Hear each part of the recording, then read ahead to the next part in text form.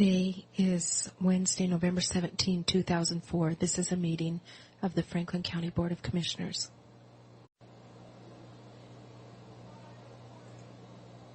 Pat coming in. Yeah, I think Neva's coming. Yeah, there she is. All right. Good morning. The flowers are beautiful. Thank you so much. Morning. Morning. We'll step up to that right on. Are you first on the agenda this morning? I think so.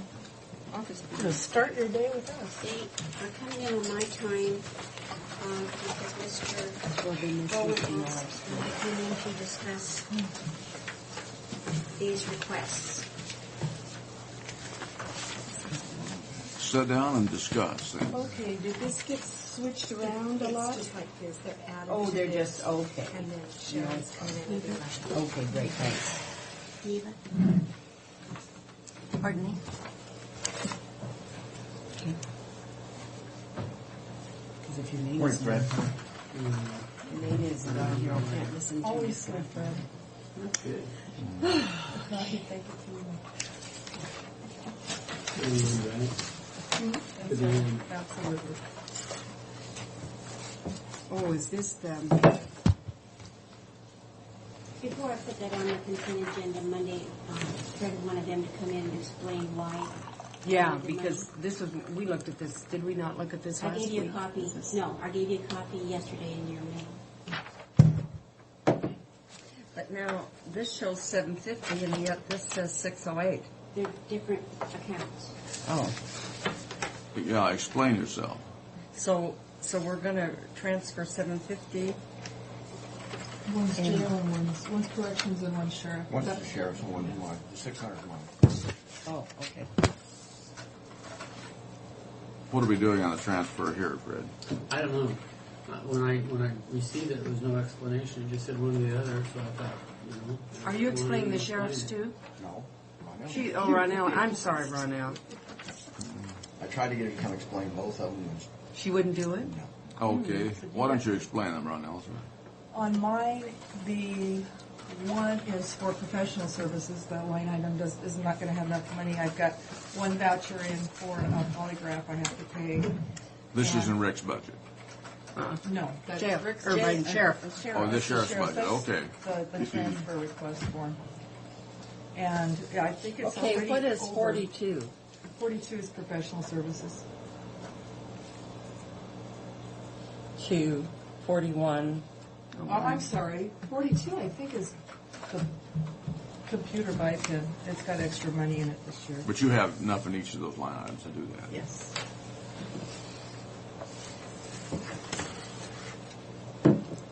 Rick's taking care of his own problems. I hope so.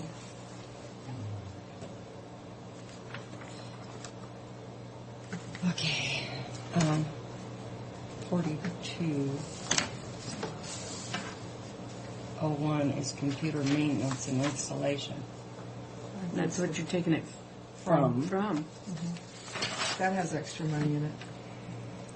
And then, I'm sorry, and then putting it into the professional services. now, is that the BIPIN line? The 40, the top, the one I'm taking it from is the buy pin line, and it's got the extra money in it. Are we doing the 540 budget? Right now we're doing 520. 520, thank you. I know it was To in the medical fees? No, it should be Professional professional services. services. Well, it says professional services medical fees on my budget. Are you on 520? You sound like Nope, a sheriff's budget. I'm not. I'm on. Aren't you? I did the same thing. You should have stayed out in the hall until I was done. You're confusing. Well, it'd be helpful if you tell us what those numbers are on your sheet. It would be helpful to me anyway. So anyway, 4201 It's going. is computer. Yes. And it's going to 4101 professional. Professional. I don't know why I keep. But you're transferring out of the BIPIN line. How do you pay your BIPIN? Quarterly? You pay quarterly? Yes. And do you Do you know in advance yearly what we're assessed on BIPIN? No. What determines that assessment then? An average of what everyone's use is. You pay it on use. Right, and they give it, I believe that they give us the amount, or that they bill us, I don't exactly know who decides, it's the BIPIN committee, it's all determined by. Who's on that BIPIN? Is that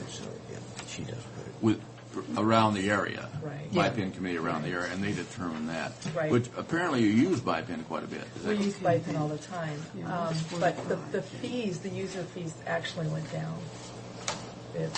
Since the new system went into That's effect. correct. No, Here. no, the new system, we haven't even started paying on the new system yet. That's next year's. That's on next year's budget. You know, we discussed that when we were at our budget meeting last time about how much that was going to be. I think we decided that the amount that has been in this line item previously should be about the same as what we're going to have to pay for the new. Depending on. Now, I thought, Ronell, your copiers were fixed costs. Fixed cost? Well, I Your pay lease. the copier has a fixed monthly lease on it, but then we have Abadan, which we lease it from, but we are charged per copy on how many copies we make. And I did notice when I was going through that there was another lease that I paid out of there that, I don't know, maybe it shouldn't have been paid out of that line item, but I don't know where else I would have paid it, and that was for our bike storage out at, that we pay the Port of Pasco. It's $367 a year. And I did pay that out of that line item, and that could be why it's $400. $267 a year. $367. $367. And that could be what that was in the whole.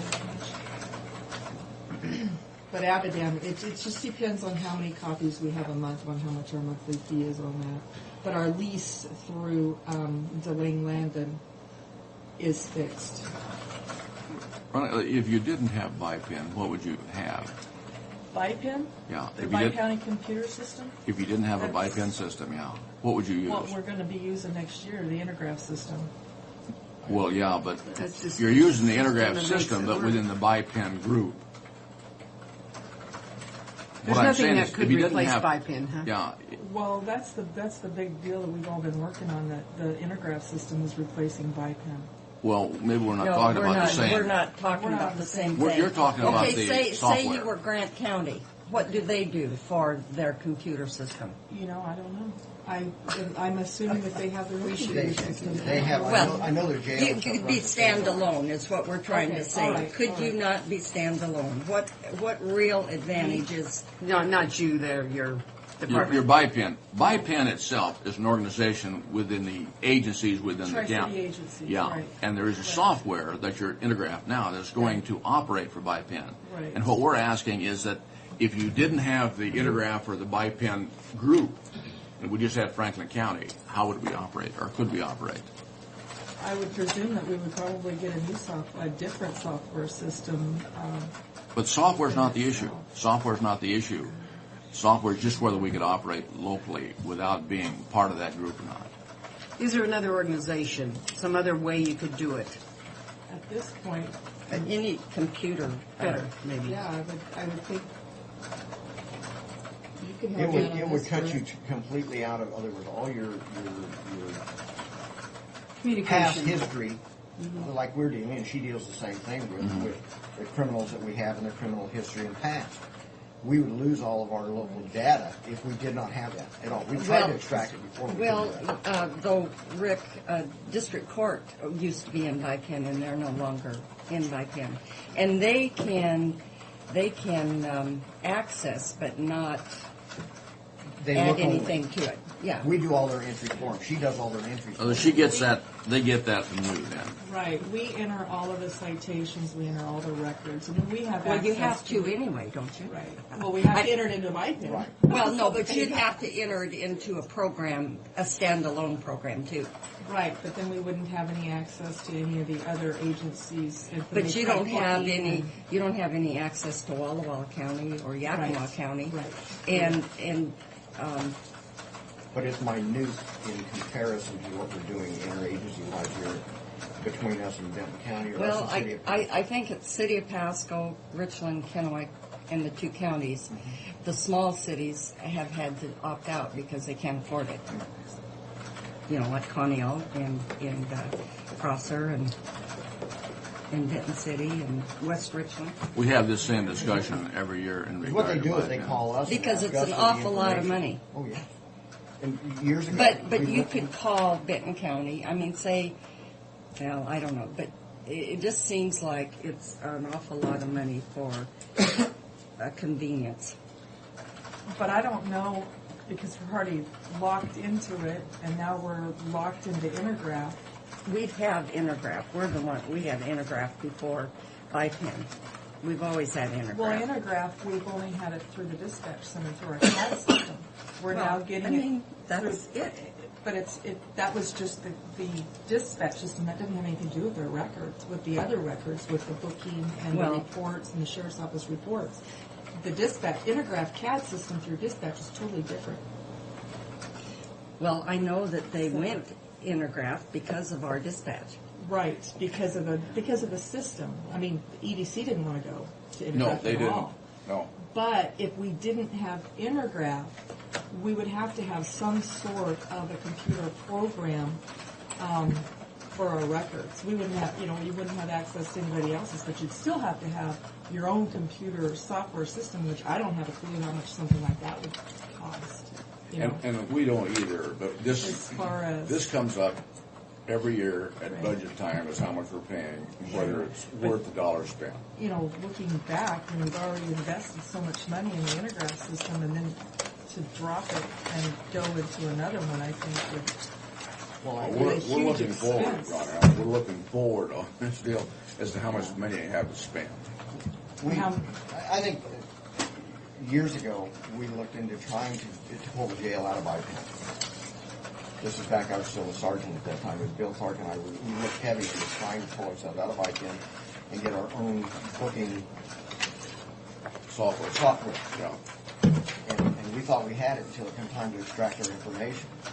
And then found out we would lose everything. Like we were starting at ground 1, 0, and with no information of past history. And See, I don't see how they could keep that from you because it's a public entity and it's your records. And it wasn't that, I don't think that they were, that wasn't the deal. The deal was that, here's my analogy. Years ago, when the computers and the whole thing, if you think back to VCRs and Beta, some of us can remember Beta, but some of the kids can't, but Beta tapes versus VCR tapes. The whole world went VCR. BIPEN went Beta. Both are recording systems, both are software, but this one won't talk to these. So you couldn't come off the shelf and get that information to extract and download over. We're still having that problem right now, trying to get the information out of the old BIPEN system into the iLeaf system. It's not moving at all. We've had to take what we did in the jail. We took every individual we had in jail before we rolled over to, we're marrying the two. I've had staff over there rebooking every prisoner that we have, all of their data into the iLeaf program because we don't trust the computers to talk to each other and switch it. We're way ahead of our sister county across the river, Benton County, who did not do that, and now they're running 2 systems. No, we realize there are some potential difficulties we don't understand. We can't extract information. That was the big thing. We couldn't extract the information, so we'd lose 50 years worth of data behind us. And this is what we're always asking, and we ask it every year, but we're always looking for dollars. And at budget time, we're looking for dollars more this year perhaps than we have had to in the past. So this is to refresh our memory as to where we are as much as anything. If we could have done that, or we could do that, I don't think any of us would be totally opposed to it. The one kicker is between the 2 jails, we share the same prisoners much of the time. Our court systems share the same prisoners much of the time. But being able to have the jails talking together, being able to go over there and look to see who's in Benton County and see if they're available for court over here and things of that nature, we do that on a daily basis. We're perusing back and forth to see if we need to go get, because the individuals are over there, we can do that by just getting in the computer and we can see who's in Benton County jail. They can look in and see who's over in our jail. There's some people to pick them out, take them to court, and bring them back. That's a lot of what we do. We can look at each other's information And you couldn't if you didn't have If that. we didn't have that, we couldn't do it. Con-Elk, they can't see what we're doing. If you went to Adams County, they can't tell what's going on. But don't they often call to see whether No. they've got somebody that they're Only looking for? the only way that normally happens is somebody's family up there says, here, my son is in jail in Franklin County and he's got charges in Adams County. Then they will contact and say, is this guy in your jail? But that's very far and few between in comparison. And nothing like we are here between our two counties. Well, I just know how mobile our communities are. It seems like it would have to be in almost a statewide system, or it would be pretty useless. Well, I mean, I think it's more for convenience. they were trying real hard when this new iLeads came in and expanding by the more players, you all know that, the more players are in the system, the cheaper it's going to be for all of us. You've got more people paying into it. And that's where, as we grow, there's been talk of having what we call the I-5 corridor, the 82 corridor. So we would actually be connecting between us and Yakima, and from Walla Walla all the way through here, we can all talk to each other via computer. And that hasn't come to fruition yet. Hasn't come, but It's not going to either. The state tried to get the computer people. They had a guru from Tennessee, and I know he spoke to the State Law and Justice Committee, and he was going to do great things. No way. And what I don't understand is the state computer is hooked up to the courts, the juvenile, the auto license, public health. They all are connected. And why we can't connect our sheriffs? There's only 39 sheriff's departments. I mean, I don't get it. It's not a humongous thing with our computers today, but they don't seem to be able to do it. So I guess I'm beating a dead horse. But Thank you for your I hate explanation. to take money out of the buy-pin line in case there's going to be some charges down the line. Well, is that something that's going to roll over to next year, those bottom figures? Because this year, what's spent out of the bike pin is done. I already made the fourth quarter payment on So that. that's taken care of. But I thought you said it was based on the amount of calls you. No, not BIPIN, not the computer. What I'm taking the money out of the BIPIN line item and putting it into the Abadan. It's based on the number of copies. You're telling us you wrote too many letters. That's what you're telling us. Too many reports. Too many reports. I copies of get it. Well, I guess I heard. But the it bottom different. line for BIPIN, see, I thought the you averages wasn't are- sure what my pin was going to the cost us. yearly we're not. For I don't know how much it's going to be for next year, right now. But then we'll get a statement, and it'll tell us how much it is for year, and for the year it'll be broke down. But it's been for the last 2 years. It's been going Who's on down. the BIPIN committee? Kevin, Well, don't they Kevin do gave a? us a figure for next year. So you've got the figure for Yeah, next we got year. the figure and we plugged it in. But for this year, the figure was over because the fees actually went down for 2004. And that's why you've got the money And in that's that why I have account. extra money in that one this year. But then we discussed it at our budget meeting last time, because you were looking for budget cuts, and you talked about taking money out of that line item, and then it was decided that next year we're going to have the intergraph payment, and that based on all the figures, that we probably should leave it alone and leave it as is, because it's going to go up. Okay, we're getting behind. So you, I'd entertain a motion one way or the other to approve. Or Were we going to put it on the consent agenda? Oh, It was, Just it consensus? was already on the consent agenda. No. No, it's for I next haven't Monday. done it yet. I move for approval Second. for both of them? for both of them. That's what I said in the motion. Oh, I didn't hear you. All in favor? Aye. Aye. Because you've got yours explained. You gotta listen carefully here. Rick didn't do it. You put yours in letter form, so you have an explanation. I guess I should change my form, so that you know what it's going Just from and to. and yeah, explanation, Just you in know, front of your numbers. it would be easy. Save a little time. Thank you. Probably would. Thanks for coming. Thank you. Thanks. Okay, Wonder County. okay, WSU, gosh. We're We'll have a spot later. 3 days Beth. behind. Good morning, Kay. Good morning. How are everybody? Good. They were right on top of our Okay. game this morning. I guess. I called you this morning and you didn't answer. Well, I probably was in the shower. That's my thought. I was just like, We're sitting here with the adored ones this Yeah, morning. it did. yes, basking.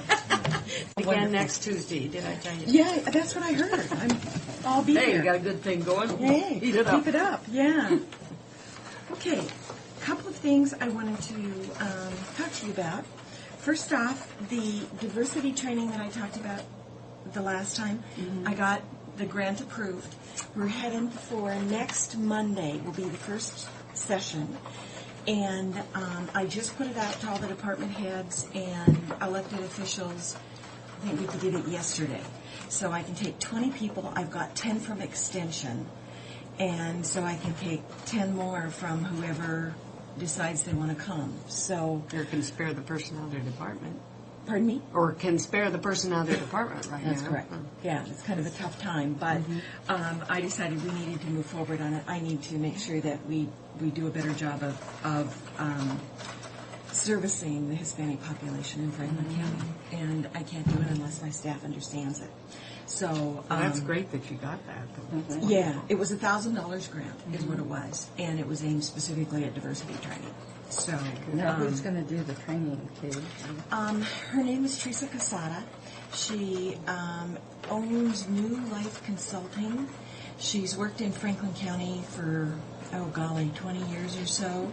She has had several contracts with various people, specifically dealing with at-risk populations. So, and she's one presently that we're working on with a larger youth 4-H component that we hope to get funded, but it's in the conceptualization form. And if that happens, it'll be a biggie. So, And I see you got our memo. yeah. And we're working on it. I think we'll be able to do it. The part that I'm really concerned about and wanted to make sure you were aware of is the travel budget. And we've got a couple of calls in to see if we might be able to do something. Well, some of your commodity supporters. Pardon me? You mean in this year's budget? Okay. No. So we're working on, Well, you're talking about 2005 budget, aren't you? right, yeah. Okay, then some of your commodity groups might be able to step up. Well, we're working on a couple of, that may work for Tim. It doesn't necessarily work for Lori and I. We're the two that But- we have the most troubles with. Yeah, but that other money, they wouldn't have to tap into the other funding. We just reduce that 50% straight across. Right. I know, but in order for her to get her cuts, she's looking at that line item, I'm sure. But if they can I, pick up. I'm looking at every line item except the salaries. I mean, that we can't do anything with, and there's not a lot left except the cars and some of that. We can't afford to do Now, anything with cars. So. did we reduce the cars in her budget? Because I thought Fred said that those fees were going to go down quite a bit. I have And a call. especially your cars, because you have them in the fleet a lot longer than any of the other cars. I called and talked to him just briefly, and I think that's the only place I can take it. Okay. So I'm working on getting One that of the done. things we're going to do is talk with their shop and get our rates adjusted for everybody monthly coming in. maintenance. Because every time we don't need a thorough body examination, they go in there just an oil change and out. We've got to be competitive with the other business in town. But maybe every third time or whatever, at least quarterly, have a more thorough check. Police cars more than anybody else, but also the Right. others. And that'll save every department some money. Even though it's within the county, it's within a different budget. Right, right. That's the place that I think most of my will come from. The other thing I wanted to ask you, or let you know, we did pull that shed from the budget, and from this year's budget. But I think I'm not going to be able to purchase it because when I asked the shop, he was afraid that it was bigger than where he wanted to put it, and he was afraid to put it around the fence because if you put it around the fence, kids will hop over and use that to get in. And he was afraid if they just let it freestanding any place because of the way the large equipment comes around there, he didn't think it'd stand very long. So he basically said, we really don't have a good spot for it. So then I checked with John, and John suggested we put it in the parking lot, the fenced-in parking lot, and the more we talked about it, we said, that's not a very good spot for it. So I'm working on where we can put the stuff, and there's a chance that we can take it down to the port. So that's where I'm at right now. I haven't purchased the shed. I may not purchase the shed. That is a problem. One day in that first parking lot by the jail with a fence around it, I saw a kid run through that thing and vault over that thing right on the end. Really? Yeah. So putting a little building in there might be something. Well, John thought it might be a really good way for people to think, oh, what's in there, especially if it's locked and come in. And I thought, that's a grand place to have that happen. So that probably, and the stuff we're talking about is not, it's corn planters. There's no reason to steal it. You can't use it for anything except specific. So I just need to figure out another spot. But I'm tired of it being in the back of the pickup. It's going to get out of there. So where it lands, I don't know at this point. It's figured out. I just talked to John. You can put it in the port. Okay, that's what we were just talking about this morning. We have that building down there. Yeah, we'll just put it in the port. Because it's full of garbage anyway. If you're rid of garbage, you put your stuff in there. Okay. Okay. All right. Anything else you need me? I'll keep working on that budget. I'll have it back to you by the 19th. Good. Some way, shape, or form, I'll pull it out. We thank you, Jay. This has been a difficult time for all of us, and I know it's harder on the smaller budgets and even the bigger budgets because you have less area to cover. Well, we don't have a whole lot, but the cars are going to help us out. Yeah. When he said that could come down, I thought, oh, good. I'd be crying if I didn't have that. Unfortunately, that was already taken out. Huh? Those cars were taken out prior to the 3.5 cut. What about the maintenance on it, Fred? It's Maintenance come in. is Well, I don't know that we can. Well, There's no repair. There's no maintenance on the vehicles that are under That's what David ER&R. said. There's none. It's all calculated in the month. Yes, on ER&R, but there's a difference. They're not on ER&R. Is that what you have? I'm sorry. I came in late.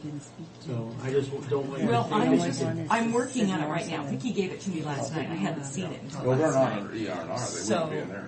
I thought that's where I was going to pull it from. If you've told me that's already come out of there, I'm going to be in deep trouble. Well, you know what? Maybe I should come down. Let's come back in and You talk. know what? I'll just walk down to the Okay. house. Yeah, he can try with the okay. And, Thank you. okay. Thank you, Kay. Great. You already saw this, but I pulled it out of there. I He's talked coming with in. him. Did Yeah, I you? talked with him a little bit last night. Did you? Yeah. And my comments were that we don't want to be in an adversarial relationship. I'm saying there's no point. So he hasn't changed. That's why I made the So comment. you have to change because we don't want to argue. That's why I made the comment I did when I left the stage last night when he got up for all the accolades. Oh, yeah. Yeah. Boy, he's sure whopping 75% better than he was. Yeah, he is. Good Did you want morning, this back, Mary. Sue? No, I just gave it to Yeah. you because. Good morning. Good morning. Mary.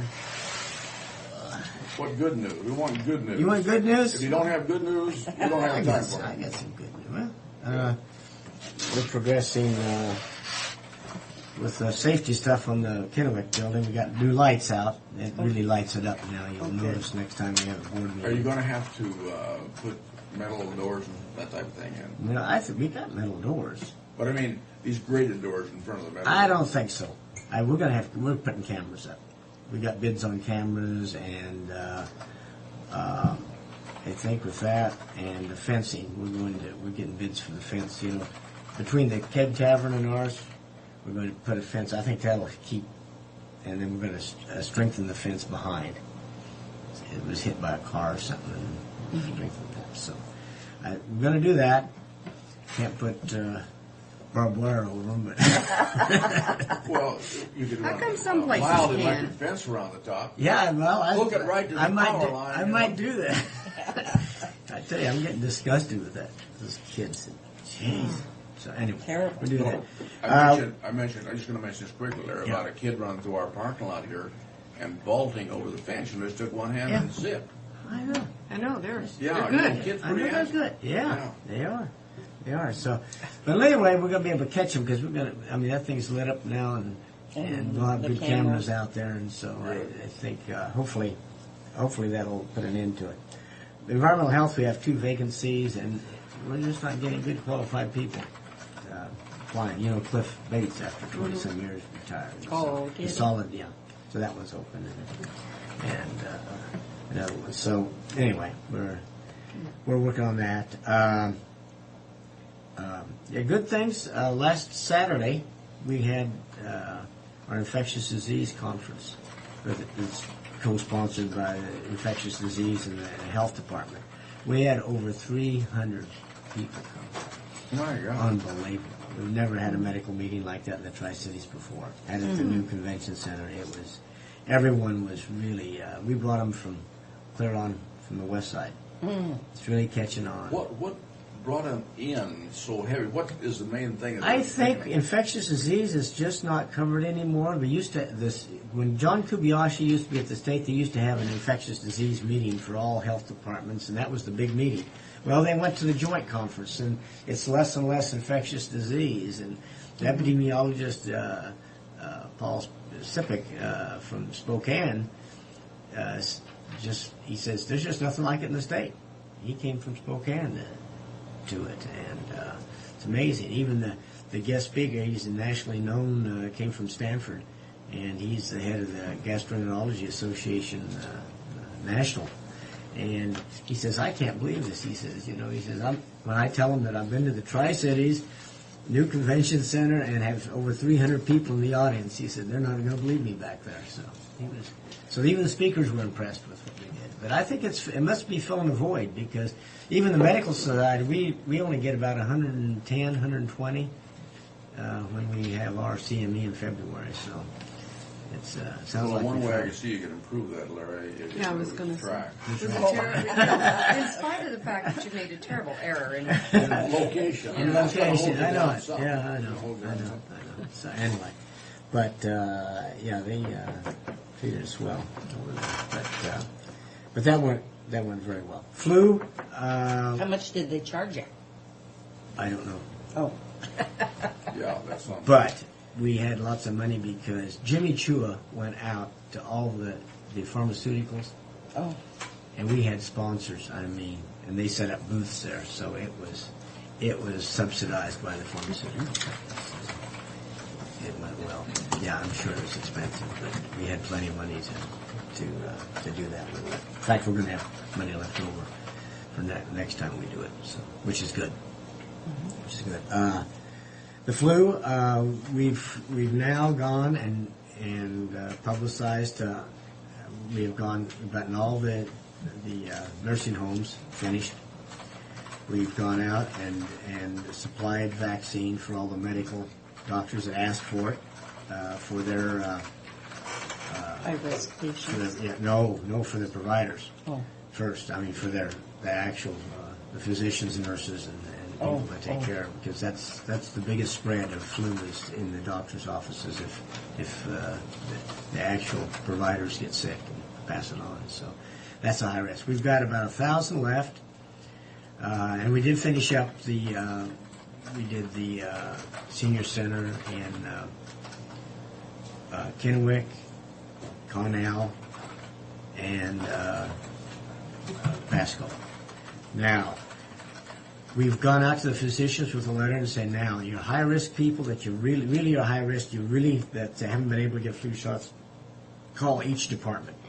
And then next week, we're going to have one day at each senior center, Pasco, Kennewick, Richland, and they're doing it by appointment. They're calling in this week by appointment, and we'll do that. So that's where the flu stands right now. So Has it started yet? Or- It started in Washington State. Seattle King has a couple of cases already. We'll find out more. We have a flu call from all the health departments tomorrow, so we'll find out a little bit more if it's spreading. But I know, or it's in Oregon now in Portland, so it's starting to come. So we're doing our best with what we got. So I think we're ahead of a lot of other counties because we were lucky to have a we little had bit that. more to start with. So that's we got the after action report done on that, and Harvey did a good job. So we're going to start. Everyone's interested in it, so we're going to present it at the next WSAFO meeting. So I put it on the agenda. Since I'm president, I have authority to do so. Yeah. That's good. Anyway, as being president, I get involved in all the WASAC stuff now. So I guess I'm going to. I will be December 8th at the new commission orientation.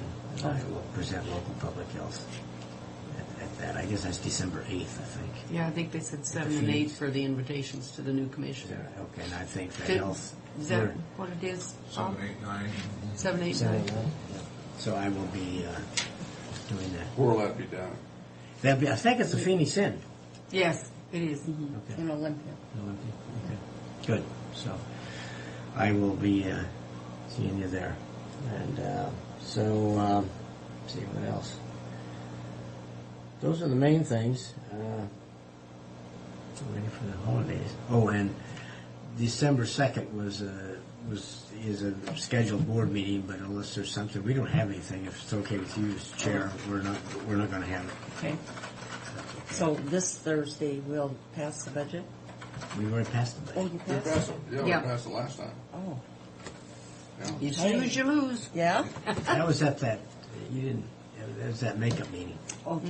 Yeah, that I had a conflict with. Larry did a good job in giving a synopsis because he'd been on that committee. When Yes, he he went. did, yeah. He did a good job Yeah, on that. yeah. Oh, yeah. yeah. We're going to miss him. Boy, I'll tell you, we're going to miss him. But We'll have utilize him. we'll sure have a good Have a friend in the legislature. friend in the legislature. We will. Yeah. We will. But he went through that and he very conscientiously came back and tried to explain it individually, didn't rush. Yeah, I know. Yeah. He's good. He knows that budget. He's done that for many years. So we'll have to pick out a new budget person. So A person kind of has to like it. Yeah. And obviously he liked it and and he he does. understood it. Yes, he is. He's very. That's what's going to make him so good up there. I think in the state, he takes. Yeah, to find someone that's familiar with county government. That's right. And city government to get there, we're totally blessed. I want to Yeah, tell you. yeah.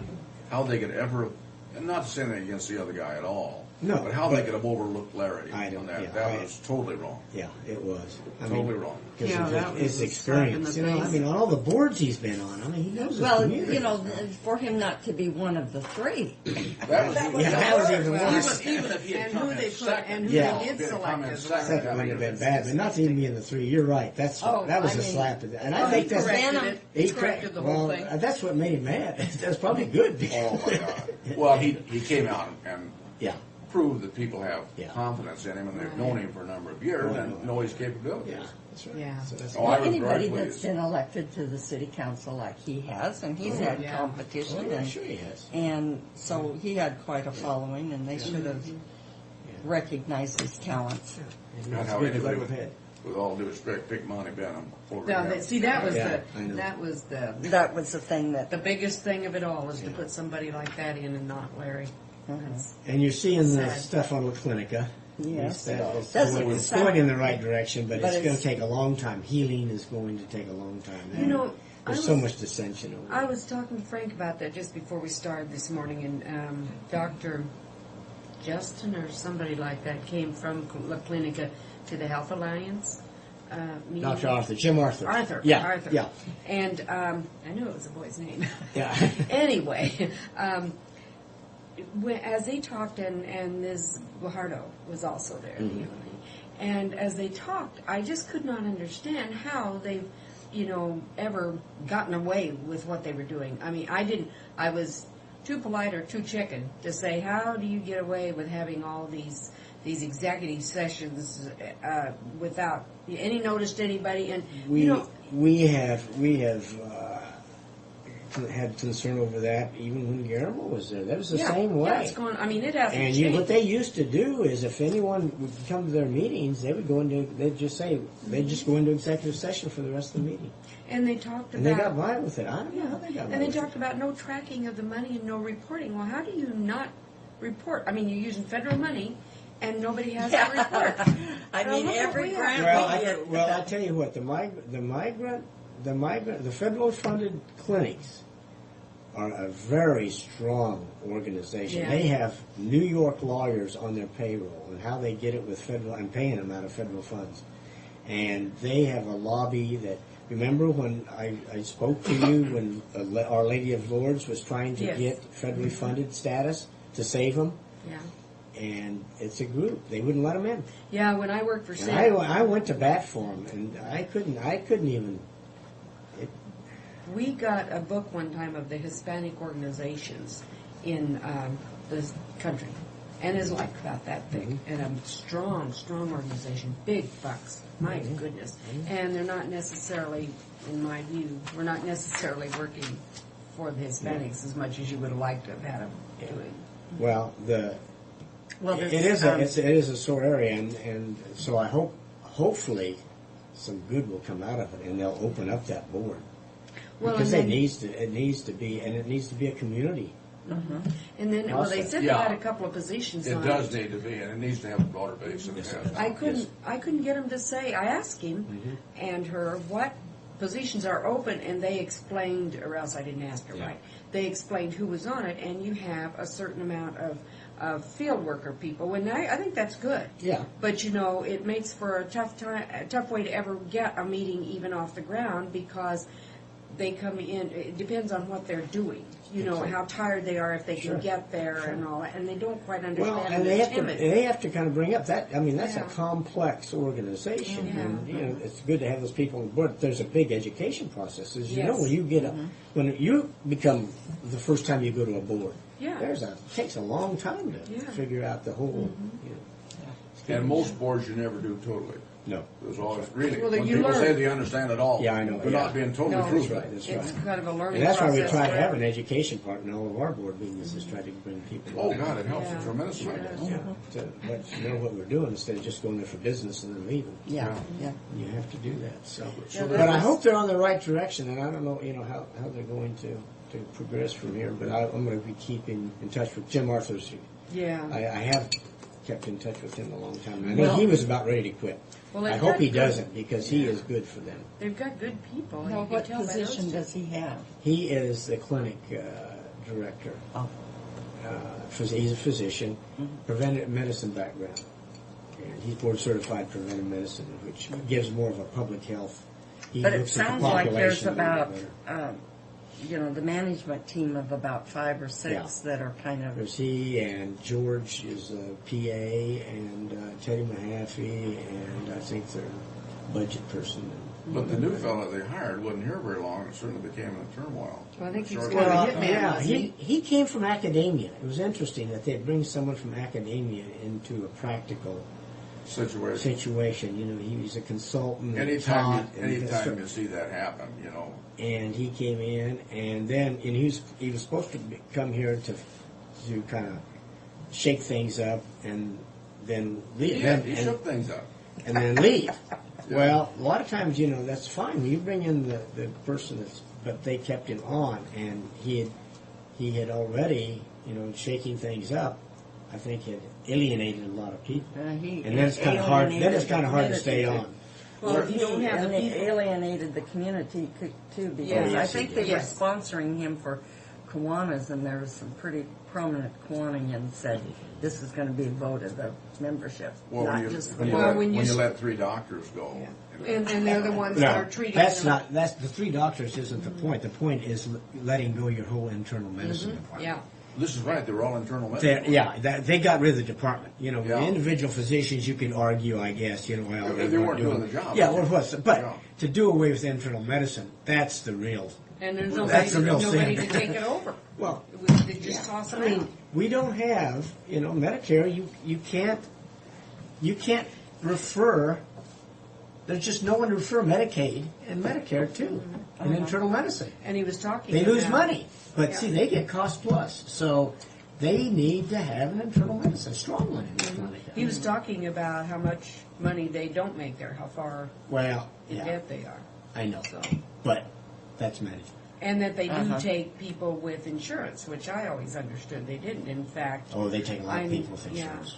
Larry, there is no other board meeting this year then? No. No other health board? That's it. No. Oh, we don't have one this Thursday? It's scheduled No, for it would Thursday, be but we had. Thanksgiving. No, it wasn't scheduled for Thursday. It was scheduled for the 2nd of What December. am I looking at? Well, it's on it's on our agenda, and that's They incorrect. don't check. November the 18th. No, we don't have. No, I we told- had that. No, You have to check on those when the week comes around, and Yeah. if they just don't check, they just because that's the wrong week. That would have been the 3rd week. See? Yeah, okay. But it's Third scheduled Thursday, wrong so- here. Yeah, it's scheduled wrong there. It would be the 2nd. Yeah. Well, See, you would now have you seen, don't. you would have seen me over there because I was planning Uh-oh. on being there. I'm glad I came this morning. Yeah. About that up. No, there won't be any. Because Sue was going to January. Sue was have going to- yeah. substitute for Yeah, but I was going to have to beg off because I've got a meeting in the Yeah. mountains that night that's Oh. been scheduled for No, 2 we've months. got the budget, and Oh, we will yeah. just we will Oh, wait that and works do the good. next. And then yes, if we December's need- always a mess, and so if we need. if we need something, we can. Yeah. Well, that Or- last meeting or I was a good can meeting, just- and we got It the was. budget Yeah. out. Yeah, Yeah. yeah. So that was it. That got rid of the officials. I guess Okay. I'm thinking of transit. We always do the budget and transit in our December meeting. Oh, okay. So that's what I was. No, we always do the October meeting. We didn't have a quorum, so then we brought them back. That's and had a right. special I know. meeting, so Yeah. that was it. So, okay. Okay. Anything else? Thank you, Larry. Thank you. No, Appreciate it. thanks. Okay, Hey, we is, could have a break, I guess. is if Tim we not can. coming? Well, I'm sure he is, but don't know. Well, have a nice turkey day. Oh, I will. I will. Thank you. You bet. Bye-bye now. Here. Are we going to have a break now? Sure. Sure. Might just as well. Operation of it. I See, think we we'll- were on Intergraph, Steve, and they were on something else. Well, and they didn't want to switch. What we needed was, what I need is I need FTA, when they get arrested and they fail to appear in other courts. Municipal court is not on the state system. Pasco Municipal is exempt. We also track other stuff. But there's like 3 or 4 things that we use in our office. We use it on a daily basis. Finding, we have to, before we can ask for a bench warrant, we have to check databases, and that's one of the databases we have to check to see if they're in a jail somewhere. And our daily reports every morning about bookings was generated by BIPIN. It's not generated now. So, we can't rely on any system to tell us who got arrested overnight from the jail. We have to go down to the jail and have them tell us right now. Sam, that's too bad. It's yeah. it's a mess right now. That's terrible. Let's do that. So, Well, and we're spending a. When you add up I all the can tell departments. you right now, what I've seen in the new system, the only thing that's an improvement is we get a picture of the defendant. And I don't think that's worth a whole lot of money. Doesn't tell you much. But I'll give you mine after I'm done. And they don't even know if I'm going to get access to it. And why would that be? Because if they only have a license for so many users. Can you get a license? Well, I'm sure we could pay for another one, but I had one before, BIPIN. How much does the license cost? I don't even know who to ask, Frank. I don't know. Kevin. He's on the bike, then Kevin is. Yeah, Kevin is. Well, we need to have Kevin come up and visit with you when you have some time for I him. don't And, know and what's get, going on with it. It's yeah. a piece of crap. The new system is a piece of crap. Yes. And the transfer over has been a horrible nightmare that we weren't aware was even occurring. And when we wake up one morning, we don't even have the in-custody list, so we call down the jail. Why don't we have the custody list? Well, we're switching to the new system. What new system? We thought everybody, and I don't know much about this, Steve, but we thought everybody was on board when we started. Nobody ever talked to me. Ever. Till about 10 days ago, when I got up in the morning and said, "Where's our in-custody report?" Out of it, he spits it out at 6:30 o'clock in the morning so we can start looking, figuring out where we have to call and get reports and stuff. Well, Kevin is the man to talk to here because he has been. I haven't gone to some of these meetings. I think some of the other commissioners have too. I never have. I have. Well, I was the I chiefs don't- and sheriffs, so I have a nasty letter on my desk for chiefs and sheriffs. So. Because it's stupid. Yeah. I got it. Tim, I want to comment on this solid waste report. This is put out by Sally. Yep. But this is good. I think She the things are wanted good. to show you what the value of the probationary work crew is on the different areas that they've been doing work, like Chihuahua Park and even around here, I guess. And for the small cities and whatnot, you're getting your money's. You're not getting all of it back, obviously, but you're. If you included what it would cost to put these guys in jail versus them, because they're not paying their fines, you're definitely getting your money back. But to kind of show you that it's a valuable program, you ought to continue it. Well, this oil collection here and that Andrews collection, even though not so much Andrews, that oil collection is a great thing to have. It is. We have problems with that one side out there still, with people, the way they They don't abuse do it. it right. Which one is that? By the Grange. That's what I was going to say, because I've seen big business like trucks in there. Have They're not ya? supposed to, yeah. Did you see Leaving, that? I didn't see Tell him us who actually it dump is. it. Yeah, I was looking at his license number, and then I realized I didn't actually see him dump it. Maybe he drove in and We saw don't that care. there was a sign. We have somebody that Is there? that is using it, ought not to be using it. We want to go talk to them Oh, about God, they could come in there and fill that. it. Because it's going to ruin it for everybody. So I just want to make one comment, Tim. I was not my intent last night. I'm going to give Sally a call to put Sally on the spot. Oh, she feels bad. Well, there's a gal came up to me and said, Sally wants to say something. She did. And I said, fine. So I got up, and then I asked Sally to come up. And I don't know whether they're trying to play a trick on Sally or what, but Sally Well, she felt told bad. me early she wanted to talk to She started, when you asked for it, did anybody else want to say anything? She started to go up there, but you didn't see her coming up, so she stopped and turned around and came back. Okay, then the gals asked if Sally They wanted... knew she'd gotten up, so they said, does Sally want to say something? Yeah, Okay. and then Sally came up. But afterwards she said, who did this? Who did it? Well, God, I didn't try to, No, she was going to go up. I saw Okay. her. I watched her go walking up. Yeah. Okay, this is fine. But she did feel bad. But She feels like she blew her speech. No, not- Totally embarrassed. Oh, In fact, so bad that she actually went in the bathroom after you for 10 that's what minutes and Trish said when disappeared. she was crying. Yeah. So. Well, I felt bad because I didn't want to be caught up in somebody playing No, a trick on her, and that or was... something, and how funny She it just was. she was more disappointed in herself Yeah, that she I couldn't. can remember You know, she jumped all over the place. When did we have and an didn't She know. got a little frustrated, and then Yeah. when you get up and you're not... I thought she pulled it off at the end. I could I thought see she- it was a little yeah. embellished it on. I thought she did fine. That's what I told her, but she won't believe me. Yeah, she I did told her the fine. same thing last She night, did. too. But she wasn't happy with herself, and she wasn't when Yeah. she came off the stage. Too hard on herself. Well, Yes. actually, one thing I said is that she was up there talking to Sue. She wasn't talking to the rest of the crowd. Yeah. No, She she had was. something to Yeah. Sue. So you know what? If it didn't mean anything to anybody else, so That's what? okay. It I had thought nothing to it do was with it. fine. But We- the whole thing is she wasn't happy with herself. Yes. And that You're right. You And can't she do was. that. And that is a terrible feeling because I've done And the that same means thing. we'll have to go to lunch then. But Sally and I'll have to go to lunch Yeah. then. Another excuse. We rescheduled the tour for December 6th. You've had trouble with that tour. And we're Somebody going. wants to go on the tour before it's too late. For very selfish reasons. okay, No, Tell probably us snow or something. not Well, to we just- schedule anything. Yeah, she knows about it. And Frank, if you can't go on the tour, Too we're bad. going to leave you. I don't... What date is it? It's a Monday. It's a Monday. It would be like 11 until 2. Yeah, no, undoubtedly I'll be here, I think. Because we're going without you. And then Huh? I talked about Yeah, undoubtedly. I talked about this earlier. They wanted some quotes from the commissioners in regards to our Sage Hill planning lane. This is, Oh. and you told me that I probably should write your quote. And we did a good job. Uh, I like what we're saying. Well, on that Sage Hill, Tim, I travel that thing at least once a month. And I have traveled it more than most people in this area. And I think it was a great addition. And you're Period. going to travel it Thursday, right? Yes, I'm going to travel it tomorrow night. I go up there. Yeah, it's, well, I heard from, when we had the meetings at Basin Oh, City. this is their- nice. Their comments were, are you ever gonna do it? Because we've been hearing about it for, And I told Jim Lancaster we're going to call it Lancaster Way. Just to make him happy on that. I'm Well, approved. it's done though, isn't yeah, it? it's Oh, done. yeah.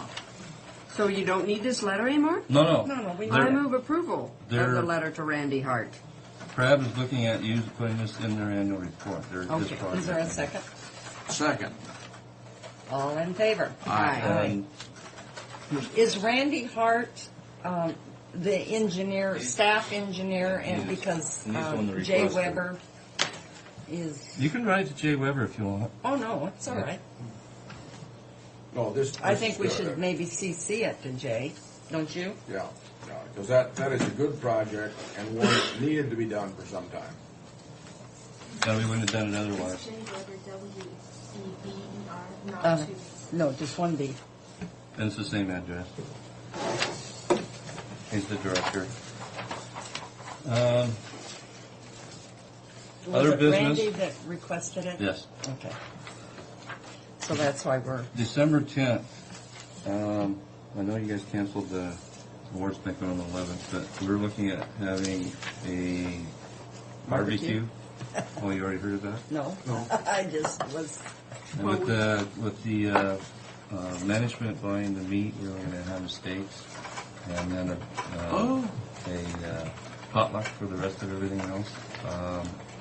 And at that time, we thought that would be a good time to have you guys hand out any awards that are coming, if you're wanting to, or willing to do that. Good idea. Red's invited, and with me also. Well, then if would that's we- okay, because I know the courthouse has a tendency to get jealous or whatever, but we don't particularly want to buy meat for the whole county. So what do we do? Well, is that just the awards for public works? Yeah, it would be just a public works motion. Oh, then. Oh, goody. Then we get to have another potluck. Well, let me tell you, the response back has not been good. Oh, on the courthouse? For the other? It's not been good. So I wouldn't think that's even. Okay, Well, well, what do let's we just do go with this way. theirs? Just give them, mail them to them? Call them in? They can call For the them in, courthouse. probably. So on that 6th, I don't think either of us are going to be here on the 6th. That's on a Monday. No, he said the 10th. No, he said This is the six. 10th. The 6th sixth is for for a the- field trip. We're Six not going is- to be here the 6th. Where are we going to be? On the way back from Vegas. Yeah. Oh, poo.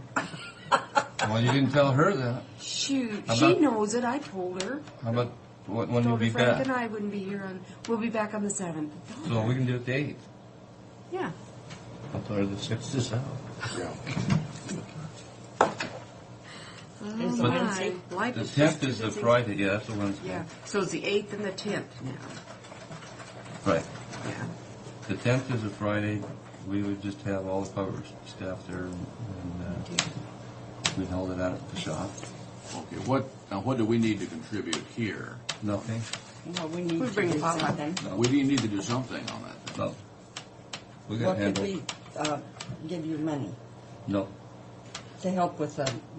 No. We should do We something. should. Let me say, I got a freezer full of really good hamburger. We're having ribeyes. Don't talk to Fred. Don't talk to Fred. And we got that part of it handled already. The management's going to find out. What was that? Just show up. My goodness. We will. I got a feeling What these date is days that? are soon going to be over for me. It's a Friday the 10th. Friday the 10th, you bet. And it's on your schedule already. There, it's up front. Good. I'm not even going to go into this. This is on that federal aid stuff that Ross and I aren't seeing eye to eye on. Oh, Well, why are you not going to did go you into meet it? with him? Yeah. I'm adamant. Well, here's the sheet. His stance is that he thinks Benton County should get at least as much as we do. Period. Okay. End of story. Yeah. Unfortunately, Well, the no. federal act, when they did it, if you look at Bentwalla, Franklin there, and look at the rural under 5,000, when the money is funneled through the COG, those are the dollars that are sent our way. 302,000 is attributable to Franklin County, and I maintain that should go straight through the COG to Franklin County for the rural stuff. The only thing that we should be arguing over is what's left over, this flexible portion that's in the urban rural. So he thinks he should get as much as us. Well, on that. and the We're problem all is under 5,000. Right. The problem is he's already starting 80,000 behind just by what's attributed by the federal act, which we don't have any control over. Well, how nice it would be if you could walk in and say to another county and get away with it, I think I should have as much or more than you. That's not the way it works. Well, and that's kind of where it's coming from, and that's why we're not really seeing eye to eye on this Well, thing. look at Walla Walla, what they're getting. Well, and that's what I'm saying. We've already said, well, you're going to get everything that is attributable to you. All we want as Franklin County is to be treated the same way. That'd be just like us going over to Walla Walla and Why saying, why don't they take some of Walla Walla's money? Well, that's what I'm saying. If you're going to start doing this, let's throw them all back in the pool and start over. Okay, look Jim. Look at the total allocation. You fighting. And I want you to come back bloodied and beat up, but I want you to win. Well, I don't know. I'll do the best we can. Well, call us if you need us. We'll It's be still there. got to go up through the COG and everything else. This is just a committee that's going to make a recommendation. We're going to lose some money, but from what we've traditionally got, but I don't want to lose more than I have to. Well, what can we do? What Let our can we committee do? finish out, and if it doesn't come out the way we think, then I'll present what they did and why I think it's wrong, and then they have to fight it through the TAC and the back and all that process. Okay. Now we should do it. All right. Did you get Thank you, Tim. briefed Monday on the mediation from last week by Darren? Yes. Okay. Yeah, he stayed for the Okay, for good. the. I couldn't remember if he was going to do it or not, or have us. Okay. Physical therapy. Okay, you're moving That on. didn't do me any good. You're a little off toward Jones's yet, but you're still The later in the day, the worse it gets. That's one of the things I found out is Because you'll have to strengthen all those muscles now. sit wrong. That's part of the problem. Well, you're compensating for. Yeah. Did you get a copy of Craig's letter? Yes, I did. Yes, I did. So that pretty much gives you the whole. Yeah, I had heard someone already. Some of the, maybe you told me what was going on. Yeah, I told you a little bit briefly. Canvassing board this afternoon. You got on there. Which who's going to the canvassing board this I afternoon? am. Neva, Yes, sir. we need to discuss that because that came up last night. What? Because you can't certify your own election. Who said that? 4 other county commissioners. Now, getting the legal opinion on that. I haven't looked at it. Yeah, this is what 4 of the county commissioners and Jim Potts said at the table because that came up last night. Now, I don't. Well, I don't care because. Doesn't make a difference to me. You were just dying to spend the afternoon doing that, No, weren't you? because I've got a funeral at church that I need to go to. Well, if you can find one of the others to do it.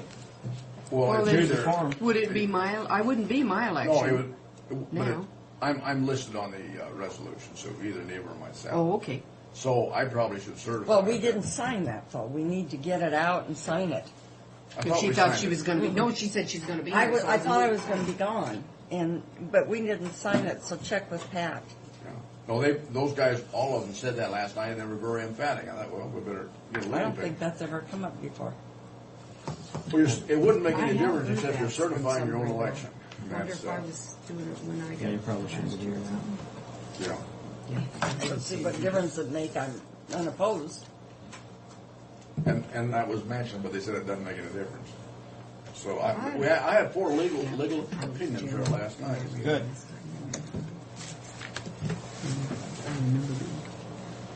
I don't remember. if I we guess ever I never carried it paid through. any attention to it. I don't know if we ever So followed it. never come up. You were asked to talk about the bail bond forfeiture. Yes, sir. What's going on with that? Apparently, I don't even know whose budget it's in. I think it's in the clerk's budget. The expenditures. I think so. I don't. No. Well, Bridget, All I know is Rick and I signed the vouchers, and I don't know what was spent. Our age or my age, we don't see any point in getting an adversarial relationship over the thing. See, we only have so many. Let me give you the history. I want Fred here to make sure he's. I have a question though. Go ahead. Did we? I'm asking it of anybody that can tell me. When this money comes in, did we take a certain percent and say you can use this, or did we say we're going to roll all of it I think over? It goes to a certain amount goes to the budget. The balance goes to Because we made that decision. We made We made that decision. though. Let me give you the background, and Fred and I wanted Fred in the room when we did this. I think when I first took office, and even before when I was a deputy prosecutor, the bail bond forfeitures has always been one of those out there, and nobody really knew what to do with it. We instituted a procedure within our office to always ask for bail bond forfeiture. What was happening essentially was when people jumped bail, their bail bond wasn't being paid. It was being, and sometimes it wasn't even being ordered forfeited within this specific time frame. It has to be done within 30 days. So we instituted a procedure, and then when Mike took office, he started collecting on that. We had already got a bunch of forfeitures prior to Mike taking office that they just didn't pay on. There was an order of forfeiture, and the bail bond company wasn't forced to pay They never the bonds. came through. Oh, my. Never came with the money. So Yeah. quite a bit, Frank. Okay, is it extradition? Is that what we're Yeah, talking extradition. about? Okay, it is in the 700 budget. So I thought, mistakenly on my part, that money was going into a certain revolving fund because under the statute, Mike has to keep the bail bond money for up to a year. We talked about this revolving fund before, and then this is when Then we set up changed, the budget. right. This is I'm trying to correct. give you my history of it. What happened, because Mike has to keep it for a year, he has to track it internally. And the reason he has to keep it for a year is that the bail bond company has a right to get that money back if they go out and pick up the person within a year. So basically, we can't spend the money until that year's up after we forfeit it. So they've got some time to go get them. And then again, like I said, they weren't paying them. And I can't remember what year we started collecting them, but Mike put together back to 2001 kind of a revenue for everybody. And I don't frankly remember what year it started. But obviously, Actually, just started a year or two ago. well, what we decided to do started a year or two ago, because what happened is I asked Rick. I thought Rick, the money was put into, or Rick or Mike's into their budget for extraditions, and I didn't even know where it was coming from. And then Rick and I started talking and found out, well, it was just going into general revenue, and there was no real line item. He had to use his travel budget for these extraditions, either paying transport or paying his people to go back to do it. So that's when I approached Fred and asked him to set up a revolving fund, essentially to put it in there. And I don't remember the exact numbers, but I wanted to keep it, basically, build it up to a certain level, and then when it got to the level, then everything over that could go back to current expense.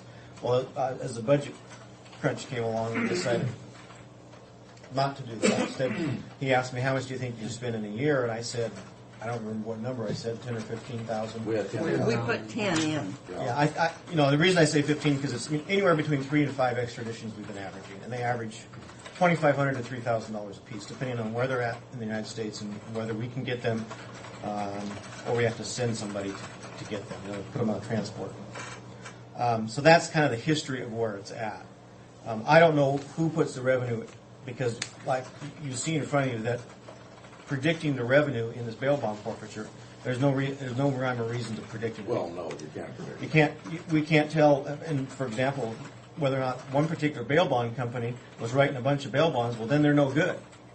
And so we had a particular problem here recently, in the last 6 years, 7 years, where we had bail bond forfeitures, but the company went bankrupt one way, and they're sure it was a mess. We've cleared that all up with licensing, and the court administrator is doing a good job, and the clerk and jail making sure we're having licensed, up-to-date people. And what's happening is if they don't pay their bonds, they're suspended by the court, and they pay up right away. We just had one a couple months ago about that basically they didn't pay, and we didn't pay, spent 30 days, and Mike wrote them a letter and was going to suspend them and have the court suspend them, and they paid up like that. We have another one that was supposed to pay November 12th and has not paid, and that's another $15,000 that's coming in. But again, that's the $15,000 in revenue you can show this year, but it can't be spent this year. It can be spent years from now. Well, it's still working Well, on that same fund. but on his revenue for that, he showed 24,000. I mean, 45,000, and he's got 24. Like I said, I don't have anything to do with setting the revenue figures. Well, And that's the problem when you don't do it in a revolving fund, because you can build it up and then take it off the top. But Well, the only thing I'm curious now that I see these numbers here is that in 2003, which would be the year old that you're talking about, the 2004 revenues was budgeted at $45,000, which you brought in 47 in 03. And so, if you know what you're talking about, we all talked about, yeah, because you have to hold it for a year. So, and I think really what the bottom line of it is that we budgeted $10,000 in there, and it was that if the $10,000 was overspent, you know, before anybody had come back in and said, "Look, we're running out of money here. We're going to Right, and I put money didn't. into this." My problem is I don't know what's spent. I mean, I approve it. I never see how much is actually spent. Who controls that budget, Steve? You. Well, no, you. Oh, who controls the you- vouchers? Me and Rick. Yeah, you and Rick do, because it was jointly, you know, Right. no one person But could see, do it without the other. it's Bridget that tracks it. Right. I don't track the expenditures in the office against like I do with Jennifer and my budget. What our situation is on any of this, Steve, is that if we bust a budget, we got to have money there to cover it. Well, and then we also have to open up the budget for Yeah, for, to increase the bottom line. to increase, or just take it from contingency. We wouldn't have to if we took it contingency. Yeah. If we took it from contingency to make up for those lost. And I frankly don't know which bills have been paid and where we're at on that. That's the other thing. I know which ones we've extradited and which ones are pending approval. I think your most recent extradition is From North one Dakota. question, From North Dakota. Yeah, we got five, and I'll show you how our decision process is when we make the decision whether to bring somebody back or not. The gentleman from North Dakota forfeited $5,000 in bail, so that's more than enough to bring him back. He jumped bail after he was arraigned and before trial. He was illegal, and they picked him up in North Dakota. He's now pled guilty here, and he's being deported. He would not have been deported if we hadn't brought him back. So, and they had $5,000 that he forfeited. So there's plenty of money in that one. To be covered, yeah. What happened? The problem this year is we had two people from Oklahoma that were brought back that actually fled the jurisdiction. The two people that set fire to Sacagawea, the meth lab there that set for trial in December. Both of them fled to Oklahoma before we could arrest them. So there was no bail on them. And we've got two other big ones coming up, and I'm hoping it doesn't count till the next year, but I have a gentleman that has a governor's warrant down in Los Angeles for homicide, Mr. Chavadia, and I have a gentleman in Mexico City that we spent a lot of money already on him, and I don't expect that Mexico City to be between now and the end of the year. And I've asked Los Angeles to try to keep them as long into December as they can so that we can try to take it out of next year's budget. Well, I'm wondering, And we got one in Louisiana. We is got next three year's right budget $10,000 again? Because if that's the case, we're now. running I the don't know same how that problem. budget and the revenue gets set. I mean, that's the other thing. I mean, I'm approving these things without tracking the cost. We got to have somebody's got to track the cost, Steve, because if we get a big expenditure against no revenue, we're in trouble because the only place we can go is my suggestion remains the same. You make it a revolving fund. But if the revolving fund doesn't have enough money in, then what do we do? Well, I mean, there's some years here Some you years- have it Put $2,500. $10,000 in a revolving fund and just keep it in there, and the rest goes out, and that would take care of this problem. In other words, Or you just keep keep it it at you keep it 10,000. each year. You take a portion, and I would say 15. We're averaging 3 to Yeah. 5. 10 is not much. 3 to 5, and Rick says it's $2,500 on average to get a person. So 3 to 5. We've shown it as 10 in here. We'd probably better, if we're going to have a revolving fund, put it at 15 and keep it there if we And can. just That, I don't see why not. And The then only rep- way it would not work out is if the revenues aren't coming in from bond forfeitures, And and that's- then that would create another. well, if that's not problem. coming in, and that's my point is if we aren't, we've got a couple of these we would not go get, and we don't extradite all our cases either. Just to give you an idea, one of the things we did about 5 years ago is we don't extradite anybody out of California. They won't put them on the chain, so-called chain. There's an agreement for most of the western states that they will just they'll take prisoners from jail to jail. If you have somebody, we have somebody in Portland, they're put on the chain and there's no cost to us because everybody wants to move people around the system. Well, California is so overcrowded and they and they have so many prisoners from other states. They aren't a part of the agreement to transport inmates around. So we don't even go down to California in most cases. If we've got money for somebody that they bail jumped and they're in California, we might go down. we might specifically ask them to be picked up. But if they don't have any money, we don't even go down and pick them up unless it's a homicide case down in California. Or some rape or rob. I mean, we very rarely have a rapist or robber that leaves, but it'd be a homicide suspect we're talking about. Now, do you have reciprocal? I remember one time you talked about they would bring them to The border. state line, and is that That's exactly what I'm talking about. Okay. That's the That's chain. exactly. And then, I don't know how far east it goes, but I know Idaho and Oregon and Washington and even Montana. We just got somebody from Montana are a part of it, so it doesn't cost us anything to bring. They want. I mean, those states want these felons out of it, just so they want to give them to Washington. So they're more than happy and willing to provide that. California does not. Idaho, we've got lots of people going back between Idaho and Oregon all the time. Well, I guess For no then we're cost. going to have to transfer from. That's what I was going to ask. Do you want to put that? Do you want to put 15,000 in Let's that say- budget on a revolving fund, and then you want to take care of what he has going right now in a contingency? Right. And Well, and I'll say that 26, we got a 15 coming in. They just have to pay it. So you should, if the revenue is 45, you're going to get there by the end of the year. So I mean, that's the other thing I want to say. There's a $15,000 that was due November 12th that Mike and I talked about. He's going to do the same thing. If we just turn it over, there shouldn't be any problem in that fund. well, the only question that I have Well- is from here on out, if you're going to do any extradition, you let us know ahead of time because our contingency is running out. For the rest of the year? Well, let me tell you what I've got left. I have, let me look at my list here. I only have 3 people that I know of for the rest of the year. And if we're running out, we can make that decision, that's fine. But the 2 of them are murderers, which we don't have a lot of choice on. But I'm sure the Mexico City won't be before the end of the year. I'm almost positive. The Los Angeles may come in December sometime, which means we can pay it out of January's. Well, that would be better, because then it would be out of that revolving. Yeah, we could fund. probably work it. I don't Our want to get in a contingency is situation almost busted, Steve. on any of this, even if you have Jack the Ripper someplace. Now, wait a minute. And you don't have funds.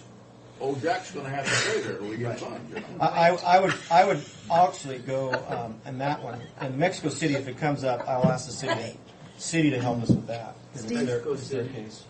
Or the city of Pasco. City of Pasco to help us with that one, and they probably will help us. What's the situation? Mexico doesn't let you take them if they think it's we death could put them to penalty death. case. Is that what Right, the they deal is? will not honor an extradition request if on a death penalty Yeah. case. And also beyond that, right now, they won't honor a case if it results in a life sentence or potential for a life Really? sentence. Not even a life sentence? Yes. That's the problem we've had the last 2 years. Oh, I want to be from Mexico. You can do anything. Well, that's changed. That life sentence is now defined by their courts as 60 years. And we've got this is actually our test case because he's looking at 20 years, and we'll find out if we get him or not. If you commit a murder suit, do it in Garfield County and then run to Mexico. Yes. You got it. Of course, then you got to exist on Pepsi Cola for the rest of your life. Now Could you I do ask- that? Could I ask, change the subject and talk to Steve about Don't Metro? interrupt our important stuff here. Are we done with what we're talking about? Let me make sure I understand what you want me to do. You want me to get you the costs of the. We've got one. What we have outstanding that we need to Maybe pay. The balance of the year. I don't know what's been paid yet, so maybe I need to find out that. So I can tell you. If you have Jennifer call Bridget, Bridget's got the stuff and she can tell you exactly what we Okay, are. good. And then, Okay, we'll do that. I wanted to talk to you about Metro. Okay. Metro has asked Franklin County, well, actually every one of the agencies to put in the $10,000 in order to carry them through next year's year. Yep. I know that if Franklin County decides to get out of Metro, we're going to lose a $50,000 grant, which if we're putting in 10, then now we're losing 40. But don't we have an officer and a police vehicle that we contribute to Metro? Now, I'm just going to ask the question. What if we say, okay, Franklin County's not going to be in Metro anymore. We save the price of the officer. We save the price of the vehicle. We save the $10,000. We take that $50,000 and put that back in your budget. Because if you add all those things up, it may cost Franklin County $70,000, $60,000, $50,000. We put $50,000 back into your budget to support your deputy prosecutor. What are your thoughts on that? What do I do about the cases from Metro then? About Wouldn't what, that Steve? Oh, cases from we'd Metro? save Yeah. that prosecutor? Wouldn't he do those anyway? Oh yeah, he's doing those right now, and it's only about 3/4 of his time, and he's only reimbursed about 3/4 of his salary now. And that's What I'm saying, eroded it's over the kind last of a few lot. years. We would save a couple $20,000 if we did that. Keep your deputy in place. But you have to lay out the deputy. You would. You would. You have to let the deputy get rid of the vehicle. Yes, you would. And you know, Lay off what and I deputy? guess Metro. Because we provide a deputy and a vehicle. to But now Metro. you're talking about a deputy prosecutor or a road deputy? Road deputy. Well, the one that isn't a road deputy, he's in Metro. Right. Metro But, deputy. I know, but it's still a deputy and a vehicle. Right. So, plus another $10,000 is what we're kicking in. We're putting in maybe $80,000 to get $50,000 back. And if we could just keep the $50,000 in and get $30,000 back, then that would save us the $30,000. And I guess my biggest concern, Steve, I understand what you're saying, yeah. my biggest concern is if they're asking for $10,000 next year, what are they going to be asking Well, for the the grant, year after? they've talked about this grant money going away for years. You know, they had a forfeiture fund too that was working for They them. did, but they changed the rules on that forfeiture fund to where you have to directly prove that that vehicle was bought from drug money. About 4 years ago, we lost it. Yeah, so that's really And knocked down that forfeiture. Yeah, that really makes a tremendous difference, yeah. And I'll be frank, I think the city makes a lot of money off Metro with the rent. Well, I just want to ask the question because This is a big item. It is big. Well, I know, So you're saying if we pull out the Metro, that you don't feel it's as valuable to us as perhaps to the city, is that correct? well, the city gets a lot of revenue from Metro because they get reimbursed for their supervisors, and they get reimbursed for the building, you know, those sorts of things, all of which used to be donated. Now, in Benton County, Larry Taylor has a grant for drug task force who deals with. They're still in Metro, but he has that grant for drug task force, and I don't know whether something like that would be available for Franklin County. But if the grant, He's got a meth grant, I think, doesn't he? Is that what you're talking yes, about? and that's the biggest issue.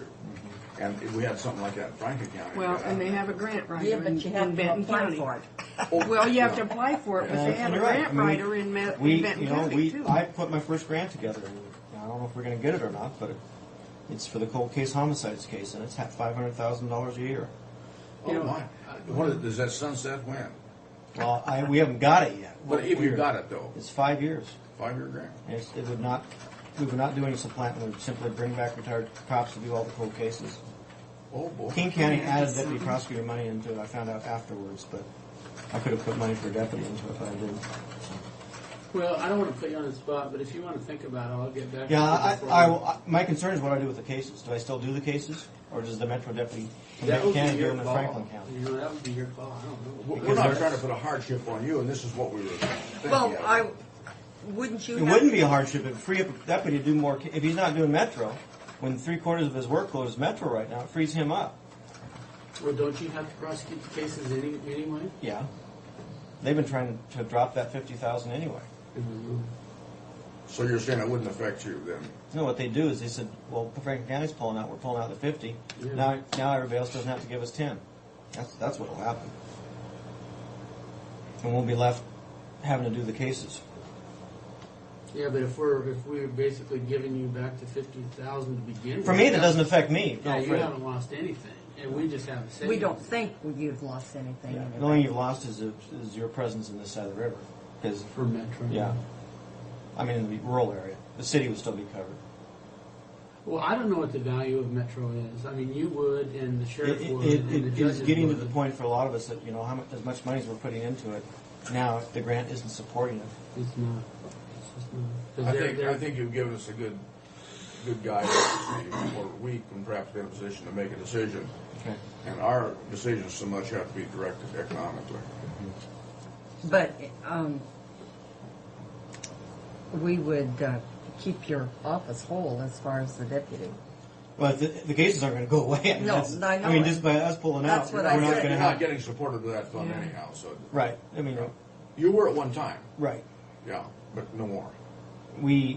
That forfeiture fund's gone down. I mean, we actually defend the It's going handle to of get worse forfeitures. too. It's not getting better. And that's the other question I ask, well, who does the forfeitures in? Because that's civil work of the task force. We always had the deputy that was assigned to it. And so there's some small details on that. I mean, I wouldn't want my deputies doing it if they're not getting paid for it, because that's a different entity. I would have Benton County who's paid for it to do them all. Well, I think Benton County, I can't speak for them, but they weren't real excited about the Metro either. You know, just at the conversation we had at the table. Mhm. But I don't know what they would do with it. All right. Thank you, Steve. Okay, so does this mean you're not outraged anymore? For a while? $167,000. I've only spent 10. That's my point. I'm just asking. My checkbook's not worse than that. I'm always outraged. Didn't you read me in the paper yelling at the Supreme Court? They got mad at me. You're the only one I yell That's at. how you get attention sometimes. I gotta yell But at Kevin. I agreed with you 100%. Now I'm gonna go yell at Kevin about this I-League. We're gonna talk about that What? Well, good. because I don't know anything about it. What? See, that's part of Bike your in? New BiPin, whatever it's called. I've that's heard part it of your before. back troubles. You're too tense. They've been complaining about it heavily this morning. But anyway. Good luck. Judge, Thanks, are Steve. you here for when Sharon comes in under other business? Let's see, where are we? Ray Rotari. Ray Rotari, right on time. We're back on schedule. morning, No Ray. break. Good morning, Mel. Good morning. Good morning. Morning, Mel and Ray. There, I got heard lots of good things about it. But I just ran off my back like water off a duck's back, as everybody does. We're used to it. Okay, we have a busy agenda today. Just wanted to bring Mel in the last on the agenda for, to go over his October numbers. Give you an idea how we're doing our budgeting on food and beverage and The Greek festival met their goal, didn't they? 419 is, didn't they Yeah, figure on before. about 400? Huh? They guaranteed 300 actually, Oh, and originally they based it on 1,000, and they put that in half of 500. Then they brought it back up to 600. They were unsure on sales, their ticket sales. oh. Those tickets were $40. So, Yeah, 50 at the door. Oh my. That's pretty healthy. Mm-hmm. okay, anyway, not to get ahead. well, the feedback, we go back, we had Whitman Insurance had a meeting out there last week on the 10th, and there was a lunch involved in that. On the 12th, we had the Titans game, about 150 people on that. And on Saturday, the 13th, we had another Titans game. And we can accommodate that many people? Oh, yeah, we got 300 and some on in there. Greek Festival, 419, and the Mary Kay was over in the Amerisuites, had about 100 people on the 13th, so we had three things on that day. On the 14th, we had barrel racing, 225 people came in to race their horses around the arena. And Monday and Tuesday, we had Washington State University's pesticide meeting with the Sports Hall of Fame room on the 15th and 16th. They used both rooms, Ag and Sports Hall of Fame rooms. And then we had a retirement dinner last night. So they turn over after those meetings to get ready to go with the dinner. This week we've got Sandy's Fabrics is moving in. They ran a portion of the expo hall, and then through the week they also have meals. Tomorrow they'll have dinner, then they do lunch and dinner on Friday and then Saturday. What do they also. do? Are they having a sale, or is it classes, or what is classes. that? Classes. Sandy's Fabrics is kind of interesting. Boy, they have grown. Man. Oh my, yes. Oh, boy. They just are really think we're wonderful, and we think they're wonderful. Good. It works That's out. great. It's kind of it's a neat little program. Again, they don't use the whole expo hall, but they're there for multiple days, and the other revenue streams from the food and beverage help out too. So this time of year, that's a good event for us. We also have barrel racing on the 21st. And then next week we've got Promociones Noe, a dance, a quinceañera, and team roping, and then we're going to follow up with the end of the month with a training session. It's actually part of the Department of Ecology. They use a meeting room and area under the bleachers for their backflow prevention and learning about backflow systems in there. So that's pretty much the update on events from here through the end of the month. I had a discussion with Noe Gonzalez of Promociones Noe this morning. He was very frustrated, again, with the change in policy, the fact that he had to post another $5,000 before the event. And he said, why did they let those houses in at the beginning? And I told him that at this table I heard that same comment last week, so you understand the issue. Does he turn his music down when He tries to get the act to do it. And he he's will. not got a Part lot of of the control problem either too. because he brings them in? And And when you buy the act, you buy the And people act. want the music to be like it is. That's why they come to the event. Yeah. If they want to listen and control the volume, they do that at home with their CDs and stereo I just don't systems. see how this is all, why this has all come about. I mean, Came about because. well, I this- know. I mean, I know yeah. why, but we were there first, and how bad is it to listen to nice music? You know, gee. It Can't only tell takes, me only it's- takes very few people, though. that That's do it right. Consistently, you know, half a dozen people could be causing the whole problem. That's right. Or less. Or less. Yeah. And we're working through trying. Part of the cost is not only that bond, but also the cost of having somebody measuring the sound at $200 an hour. And they want them to do that at 8 o'clock when there's no ordinance to start until 10 o'clock. So he's paying $400 for nothing, essentially. Well, based now on- that we should be able to address. Well, we're going to. Yeah. That's ridiculous. That's what he told us, and I said, I think We can address that. Yes. But the other one beyond 10 o'clock, we'll see if he'll let the city will let our electrician monitor it, a third party, essentially, rather than to have pay $200 an hour for somebody new while our electrician is standing by anyway, Yeah. Yes. waiting to respond to an emergency if one should happen. That's So- crazy. That's crazy. So we're trying to get some efficiencies and work through the system. I'm going to be optimistic about that, but anyway, I bring it up because the third of the three promoters came into my office this morning, and we had a long discussion about it. So We need to do what we can to smooth it out. That's it. And I told him that the city manager was in a meeting, said that they will be reasonable too if they're reasonable. So I left it in a positive note from that standpoint. Okay, revenue projection. I've been keeping you appraised since the major concern that we developed last July, when we started in July, and we started in August. Now we're through October. And we're on the second page now, as we've gone through these revenue projections. And at this time, in the month of October, we're 1,337 ahead of what we had projected where we would be in this month alone. Well, But- now, to me, those figures don't add up because it says 83,966 is That what you would be- projected, and Right. we only brought in At 50. this point, it's 50 because of what was scheduled the rest of the month. This is If November. it- November's if it- not in over. November. So as we project through on a weekly basis, then we'll add on or subtract out, depending on how we did on our projections. So at this point, we had projected 50,008 or 1337 less of 50,000. So essentially, we're a little bit ahead of projection. Now, on that projection, look on the small print sheet, there's one event, the Tri-City Chaplaincy, and that's on there for 8,250.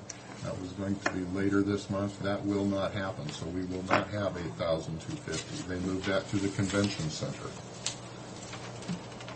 Another Yeah, mistaken judgment. And then Noe, we'll wait and see how that does. Why did we lose the chaplaincy? Do you know? They told us they wanted to rotate over to Kennewick. Oh, so maybe they'll be I back think- next year? Well, I think in reality they want the carpeted floors and ambiance of that building as opposed to what we can offer. Foolish. That's really what I think. Well, you know, But that's- in view of it's a nonprofit organization, and I would think that they would look at the economics. I mean, I think that's supposed to be a moneymaker Well, that for them. was our point to them, but it's their event. Okay. So anyway, I think when we look at the whole thing, we're up ahead. And again, if what's not on this sheet is an event in December by Fluor. That's not on this sheet, which will be a pretty big event for us. So we'll more than make up for that. That's not even on this at this point. Okay, and finally, another meeting I had this morning was with some of the equestrian groups, and we're already working on the 2006 contracts for them. Their contracts end at the end of this year, and we're looking to to project out in 2006. We gave them, well, our discussions have started. Just to let you know, we're already working on the 2006 equestrian side. And the proposal that they gave us in our discussions was that that would be at a certain level and it would stay that same level for the whole duration of 4 or 5 years. And my comment to them was our costs are going to go up every year, and we need to have that reflected in that also. So anyway, I just want to let you know that here we are working through 05s, and I'm already working on 06s.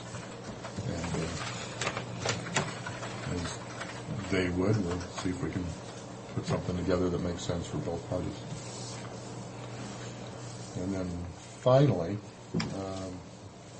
Mel's been putting together these snapshot of revenues and expenses on a monthly basis. And last month he did the same, but he was so busy in the kitchen during the month of October that there was no opportunity for him to get in here to even talk to you. And I thought, well, since he worked last night late, and he doesn't have a dinner or a lunch going today. So, and it needs to be complimented again on that good job last night. That was a fine meal, Mel. I think everyone appreciated that. Now, if they didn't, they're really hard to please. Yeah. With this document, Mel, you might want to walk through it with them. Again, it's Mel's and our internal document that keeps us abreast of what we were doing. We have the event, we have the revenues that came in from that event, and then it breaks out into the expense side beyond that. What I do is per event, the revenue brought in, labor taken out, food cost taken out, the bar supplies taken out. Other would be paper products, ice, anything like that. Well, it's not necessarily ice for October. But then we have the AAS is the AmeriSuite, our percentage that we have to pay to AmeriSuite, and then our net and our percentage. October was a pretty good month. We had quite a few events going on. So for food and beverage department, it brought in 34% profit. A little over $21,000 just for the food and beverage. Then it's broken down into catering, concessions, bar, and softball. Now, catering softball for the year is already over 100% of projected revenue. Bar is going to surpass the 100% mark this month in November. Concessions, right now it's running about 59%. And that revenue is, I did a 5-year study and it keeps going down, down, down. Each restaurant that opens up around track, I see a drop in revenue. And they just opened another Figaro's Pizza just right across the street. Right across the street. And then they're going to have a Wendy's up there right in front of the new little mall, we understand. And then I think next year there's going to be a Mexican restaurant, which is Fiesta. And Cousins. And the Cousins, yeah. How can we compete with those? I mean, they're there. In order for us to compete, we've got to find some way to compete. I think it's our loss from this is due to vendors going off premise. People that come in normally they'll either bring something in or they'll eat before they come in.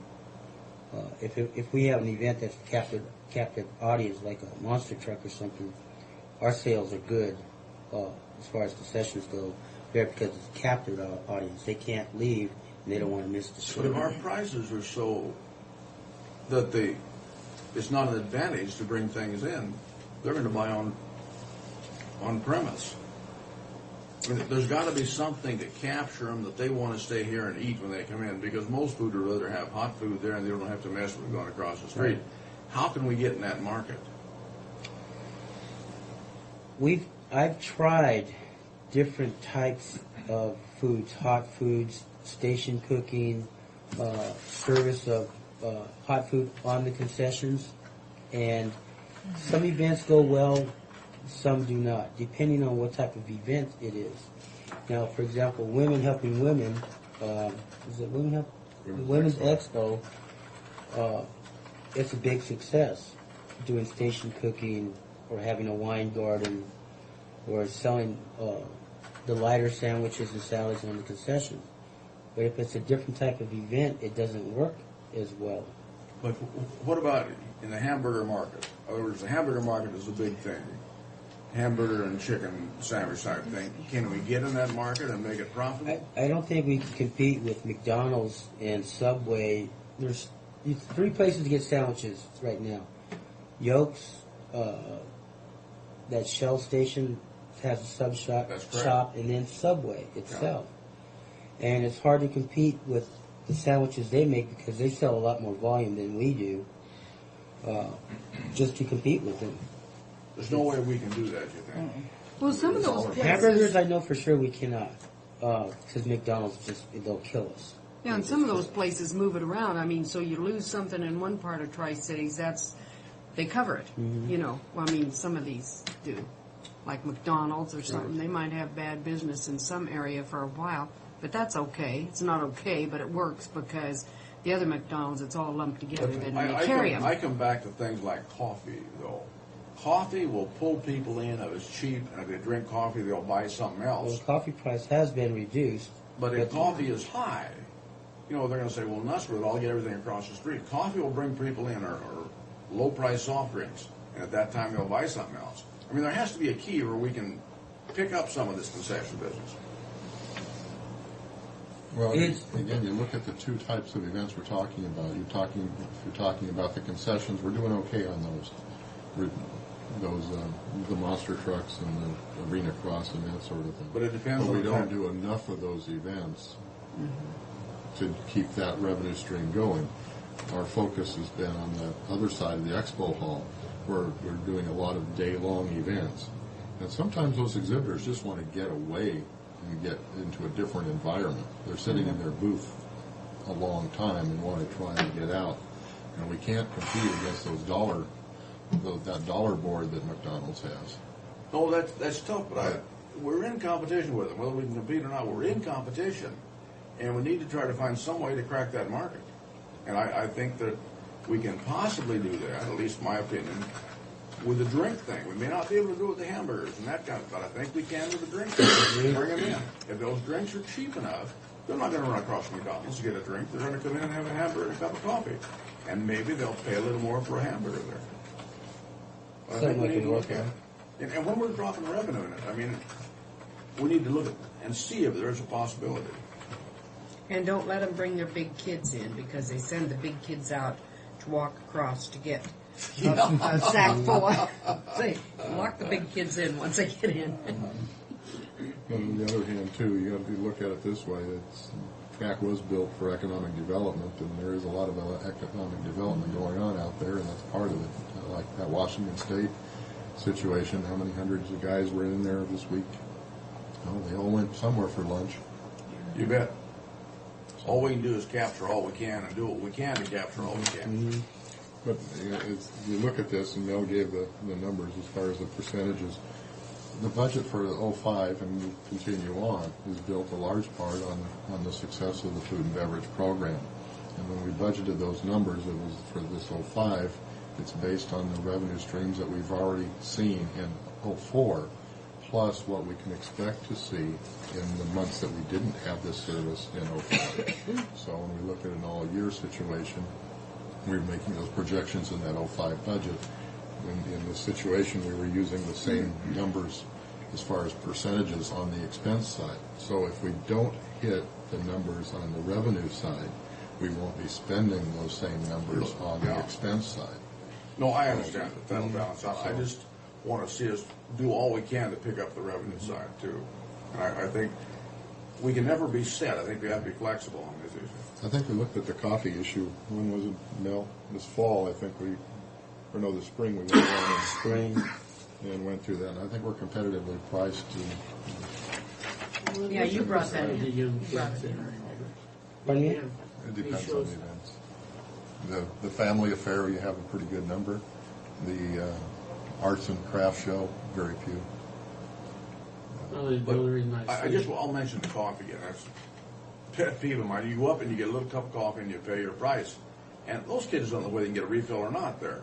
You should be able to get a cup of coffee and be able to get a refill. Any place else in town you can. You can at track. You get one little cup of coffee and you pay your price. I mean, these are things that all enter into it. And water's cheap, and this is about what we're selling. Well, let's look at it on the other end. I mean, for young kids aren't interested in a cup of coffee, but they might be interested in a kid's meal and a prize. Just think of that. Yeah, that's something to You look get at. kids grabbing grandma and grandpa and mom and dad Little saying, you know toys. what, I want my kid's meal over here because there's a toy inside that box. Yeah, you offer them a good meal in McDonald's. Well, They'll that's a take strong it. marketing tool that McDonald's uses. You bet. That toy is a big issue. The kids want to get that toy. But I mean, these are things we need to think about in the concession things because they've been an important part to us. Something I'll work on. But all in all, October was a very good month. And for 2005, it's going to be fantastic, I think. We're looking for bigger and better things out there, Bill. December is going to be a very busy month for the first 2 weeks. A lot of holiday parties coming up. That's good. I tell you, anybody that won't be happy with something like, or wouldn't be happy with something like you had last night, they're hard people to please. Oh, yeah. That was really nice. It was very nice. I tried to convince him the decorations were just for my party, but pretty soon I told him the truth. So we'll get, Fred will get to look at those other numbers you asked. Well, thank you very much. Thank you. Okay, thank Did you. you get that email for me? Yes, I did, and I've got working on those numbers. Oh, I'll get to reply to that. Steve. Mr. Marks. Good news is all we're interested in today. Well, there's very little of that around anymore, it seems like. We don't like you starting off bad at the beginning. Pessimistic attitude. Oh, my. Sorry I was not able to be there last night, You were missed. but other engagements. So. I know. It's hard for me to understand that that was the only Well, thing happening yeah. in Tri-Cities, but This is a department update, just kind of bring you up to speed with where we're at and what's been going on. And the last time I was in, I would let you know that we were done with our reval for 2004 for 2005 taxes. We ended up revaluing about 9,900 parcels, which is just because of the growth in that one area. As of today, there are 60 appeals, 60 parcels that are being appealed out of that You 9,900. think they'll all come and appeal? No, Some of them will that's fall just away. the total number. Yeah. Some of them What's have normal? already. Is that about normal? No, is it? Yeah, it is. It has been. Back in the 80s, we used to hit up in 150, 200 Yeah. appeals, but anymore with the market But- the way that it's been, it's... When Wilma Van Buren, Yeah, back in her time. the 70s, there was a lot more appeals. During the 80s, when the market, when the values were going down in the 80s, we had a lot of appeals at that time. Values were dropping. We weren't able to keep up with it in our value process, and so the total the total value of the county went from $2.5 billion to $2.9 billion, or an increase of about $394 million. Of that $394 million, $186 million of that was new construction. So 100 and what? $186 million. I'm rounding these off. Yeah, that's fine. So we picked up a lot of new construction, which I think you were aware of that,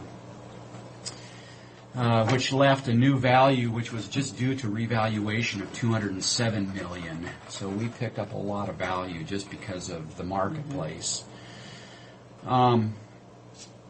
The last time I think I talked with you, I said that we did not know when our utility values would be in from the state.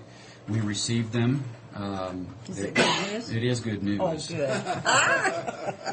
good. We picked up about $8 million in new value, which I think is about $13,000 would bring in for current expense. You told me 14 million. Well, 14,000. yeah, it's in that ballpark someplace until we get. I'm hoping before Thanksgiving we're going to have some figures But at kicked out. least that will be- 13,000. Yeah, we're in that range Yeah, someplace. ballpark. So the utility values are we're about 3 weeks ahead of where we were last year. So we're glad that they've come in and they are in our computer system. I put those in Monday. So we'll be kicking out reports and getting some final reports. Now, how usually doesn't Mid-Columbia Library hold you up? Well, actually, it's the library that holds us up, but it's because of Benton County. Well, I know And, that. Yeah, but I it is the didn't wanna say library's. that. Well, I will. Oh, okay. It's Benton County's process that holds us up generally. Yeah. And So you can't we're finalize your. We are anticipating that they're going to be in the same position as we were last year. But they say It's they're just- being held up by somebody. Well, you know what it is, and it really is. Whether they are or not, I don't know. But there is an effect throughout the state. You know, you It's a have pecking order. taxing Mhm. districts across Yeah. county lines, and if one county is behind, you got to wait until they're done before you can go on with your process. So you can only go so far, and then you got to sit and wait. Hopefully, we'll be able to push on through and get things finalized a little sooner than we did last year. But our next revaluation project is the irrigation blocks. Good. And I want to get together and discuss that with you this week. we're anticipating that Mr. Brock's area will be done first, and will be given due consideration. So, The more you push, yeah, we'll see what we can negotiate. Yeah. I know that you're probably going to be getting a lot of people in. I just have to say my piece here. That's for Fred, and Mary, I made one for you. Top page is just a showing from 1995 to 2004 the parcel growth, and you're not unfamiliar with this. Actually, the number for 2004 is 26,147, and this was printed out, and I went in and checked our system, and actually that's the parcels as of today. 26,000 what? 26,147. You're spiking out even a little more. Yeah, and it's going to go up even more. I know the budget considerations, and we've all been asked to take a look at our budgets and make a cut.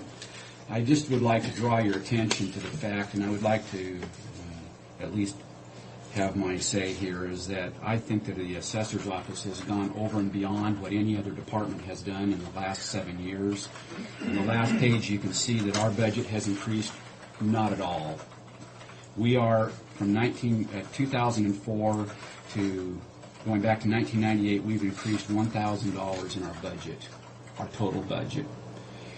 We have done a lot of things. We've looked at areas to cut costs. We've looked at ways to eliminate staff through various means to keep the cost down and still try to get the job done on time. I have a good staff. They do a good job. They are hard workers.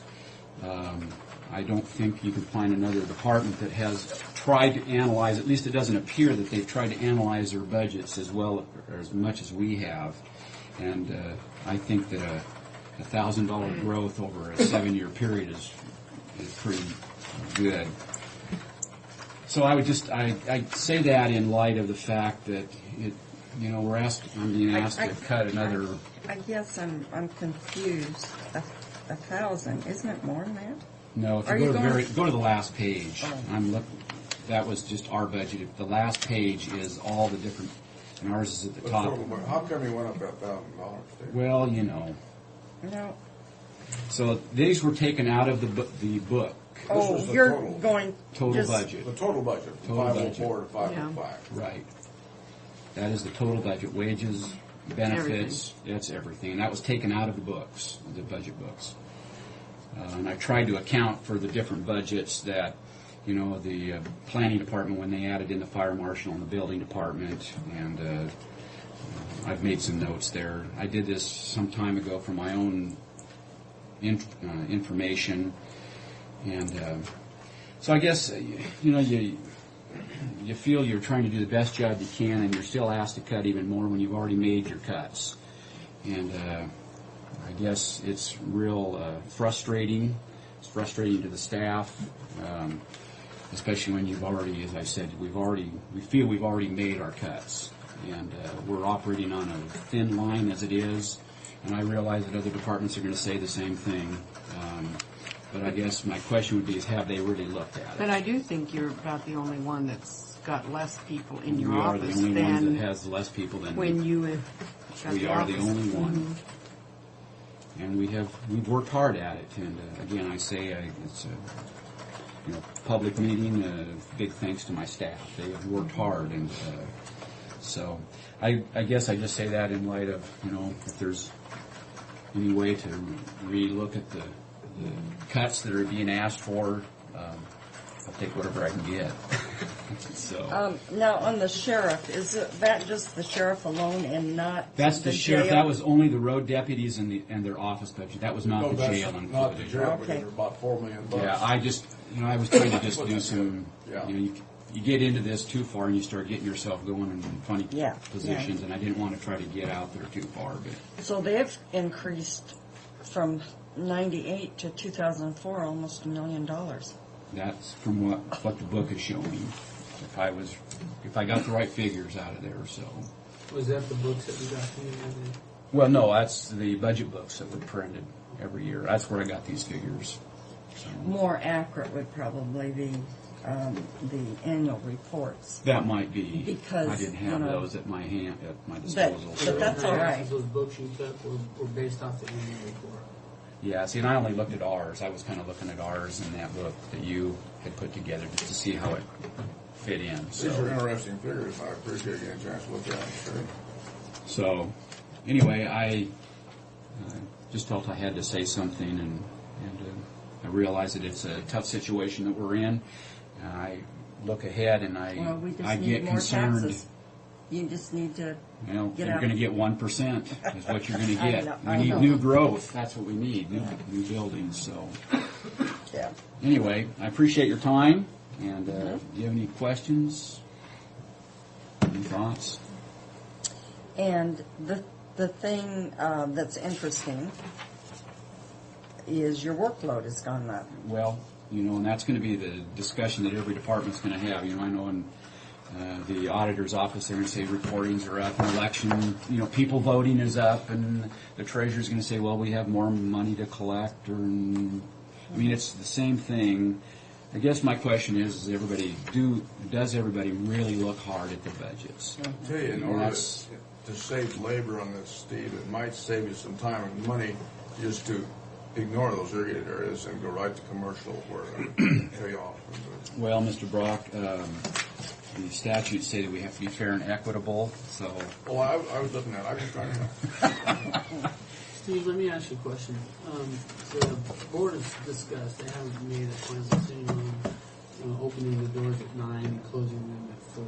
That extra hour and a half, you see that as giving you any time to try to catch up? For our office,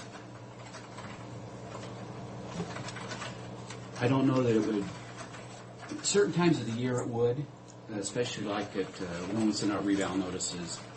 That time it's a heavier traffic. It's heavier traffic in the office. But I'll tell you, going to the website or going on the web has saved our office tons of time.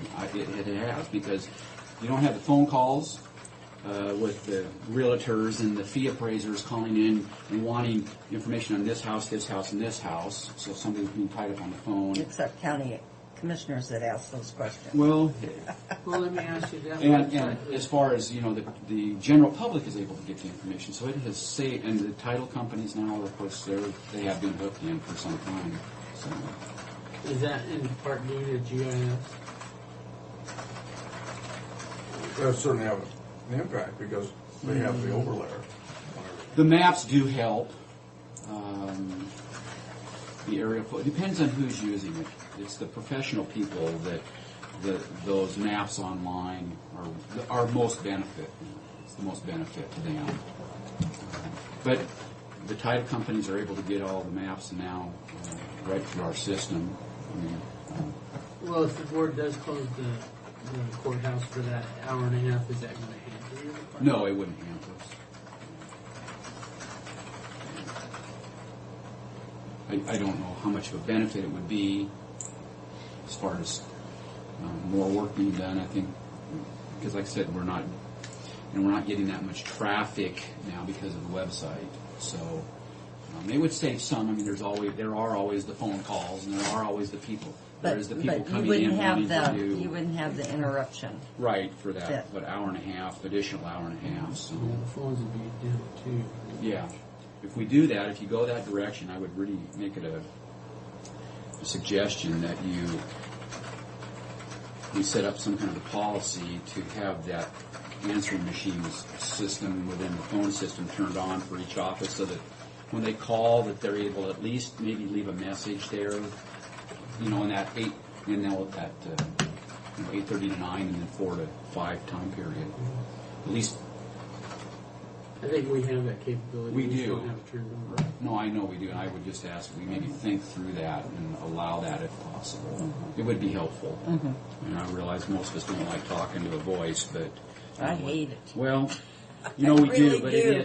it is unfortunately, I get so frustrated. you call anybody else and you get it. I know, and I just want to I don't like it throw the either. phone through the Health wall. department is about the worst. You try to call the health department, and it's terrible to get through. Well, and try to call the telephone company Yeah. to get a question on the phone. Oh. And then when I finally do get a hold of a body, I am so angry that I'm not very nice. Oh. I can't believe You that. need to take temper control lessons. I know that's I all. do. Anger I know I do. management or something. Well, if you don't have any other questions, well, I appreciate your time. Well, and I do appreciate what you've done with your budget, and Oh, I do have one. you are the one department that with the computers you have saved, and it, I don't know if any other departments have an evaluator like you had come in from your own. Wasn't he a peer Yeah, he at was. one time? Yeah, we brought And him he 6 evaluated. years ago or whatever Yeah. it's been now. And he determined that you could. And that was very cut- helpful to us. It really Yeah. gave us some direction. No one else has done that. And but do you think there's anything like that available for other I departments? think there's some, I don't know by departments, but I know that Waco has put out a publication, some information on at least the treasurer, assessor, and the clerk's office, I believe it was, as to staffing levels by county. And I guess that's something I use. I use those as comparisons. I looked at King County and I couldn't believe it. And these might not be exactly accurate, but like the assessor had 235, the clerk had 215, and the treasurer had 35 employees. But some of the big counties had that, where they had a small number of people in the assessor's department. I don't understand. In the treasurer's. Excuse me, yeah. But I mean, there are I was some just things to look astounded. at. I mean, those are the Department of Revenue does a publication for the assessor's office throughout the whole state every year, and it's a very valuable tool. It rates us in different ways what it costs us by appraisal, by parcel to operate. I mean, it just is a very thorough comparison of every office in the state. And it's very helpful to go through that, and I use it every year. I see how are we doing, where, are we, and if something jumps out at me, I try to make some phone calls, say, well, how are you doing it, What are you doing to make it work?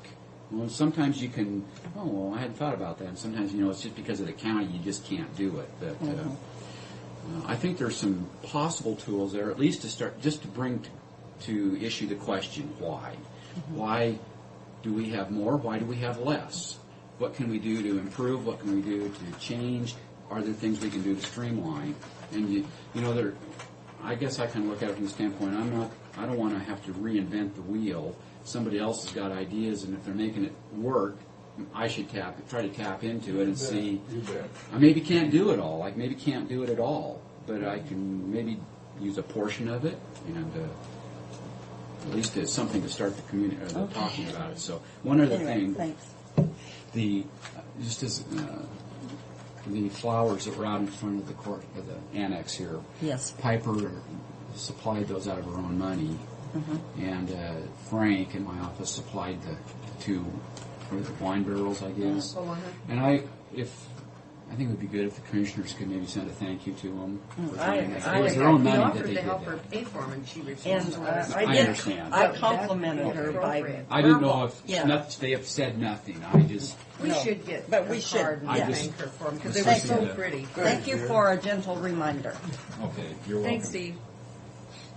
Come forward. A bearer of bad news. Always. If you're not asking for money, you're Sharon, welcome. we're going to have to get Pat in gear and not let you come in. She had the guard dog at the door, but we got past him. Okay. No, actually, I think this is somewhat good news. It's just a part of the whole bad news picture. Oh. Is that a politically correct way of saying? I don't know what it was. I just couldn't think of anything else to say. Obviously, we have a fairly good size chunk to cut out of our budget. And so we have re-looked at the food services issue that we looked at last year. We're talking to the same company one of the same companies that we talked to last year. The problem last year was that they were not willing to give us the opportunity to collect the OSPI reimbursement, which is about $67,000 back to the counties, back to our budget. And that's a huge chunk. And the other thing was that they were going to require that we pick up the food at the jail and deliver it back to the juvenile court, which was staff time. So by the time we looked at all of that and the potential for the cost of transporting the food, it was not going to be much of a cost savings to us. At this point in time, preliminary discussions with them are that they are willing to let us seek the OSPI reimbursement and that they will deliver the food. We've told them that they have to be able to meet the OSPI nutritional expectations. They have said that they can and will do that, and that they would provide us with the nutritional components of the food that they serve so that we can apply to OSPI for the reimbursement. This is a company that currently has a contract with the Benton County Jail. So what I would be asking is, in order to try and make this happen the 1st of January, if this looks copacetic, and we're still exploring some issues, that we be able to piggyback on the existing Benton County contract with an addendum that specifies the delivery of the services, the food to... You can piggyback. Yes. Now, this is a non-traditional way of handling it because we've always had bi-county contracts. And if we have to renew or change, I would certainly look to moving to a bi-county contract in the future. But at this point in time, I'd be asking that you let us go ahead and piggyback on the sheriff's contract at Benton County. Larry Taylor is fine with us doing that. And I do have a meeting with the Benton Board next Monday to talk with them about it, but I wanted your take on this before I did. I'm sure you have run some figures based on what they're... We're talking about $130,000. It's huge. That's a tremendous amount. It will take the bulk of the budget reduction that we are facing. Oh, my. So those are our preliminary figures. Well, then, why would you even ask if we didn't approve it? I just needed you to know where we were going and get your So then because it's a that pretty would non-traditional be, way of handling it. you wouldn't have any staff in the kitchen? Right. We will still have to have some part-time folks to distribute the food. And part of the issue, one of my concerns is that we've talked with a couple of other counties who utilize this food service program.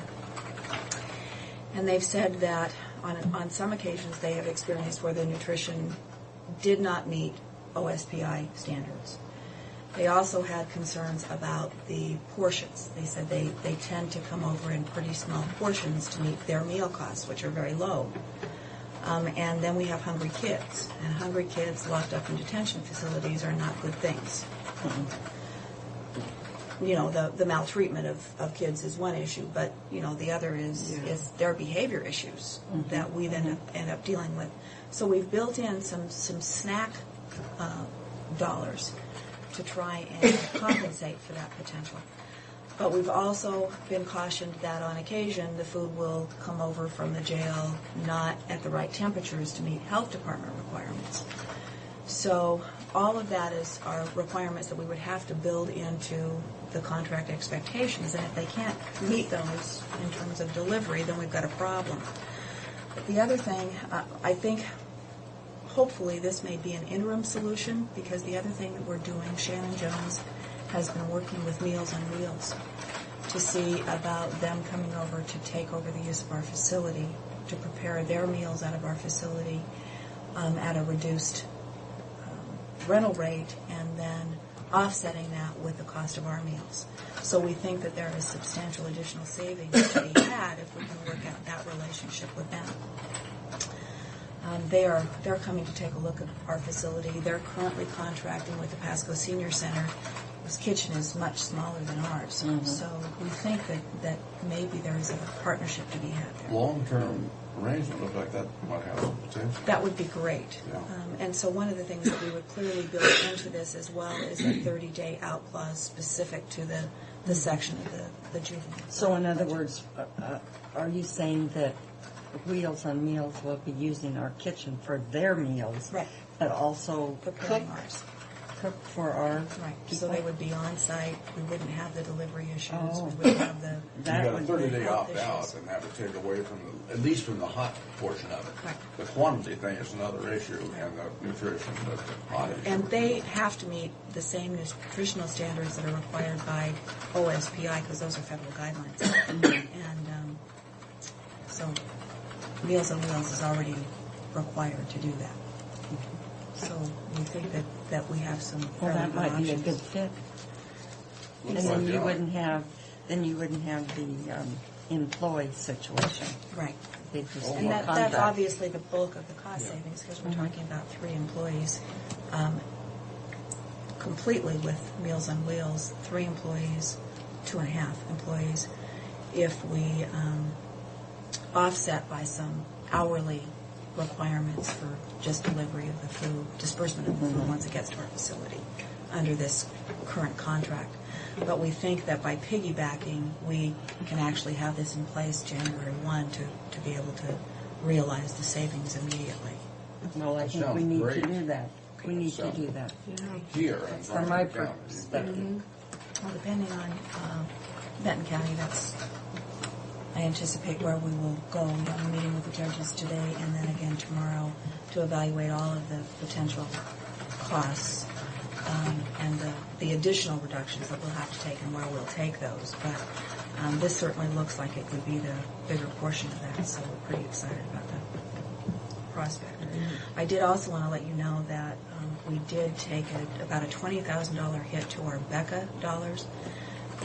The collections to the PSEA account, the state that support the BECA funds, is down significantly.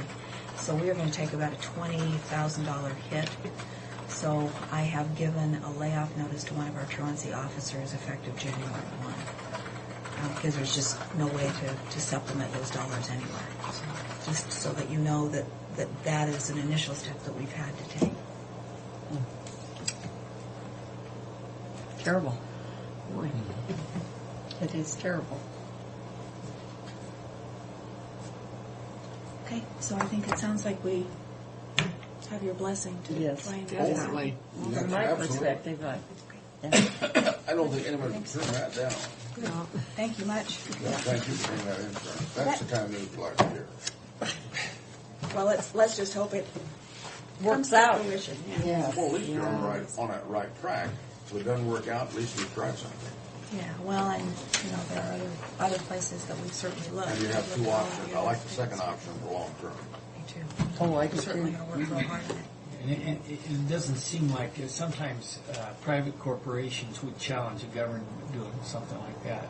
If you put another private corporation in there, but you're putting a nonprofit. Yeah, that makes a difference. You bet.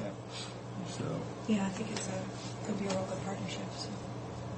Okay. Okay. Thanks all. Thank you. Have a nice. Thanks.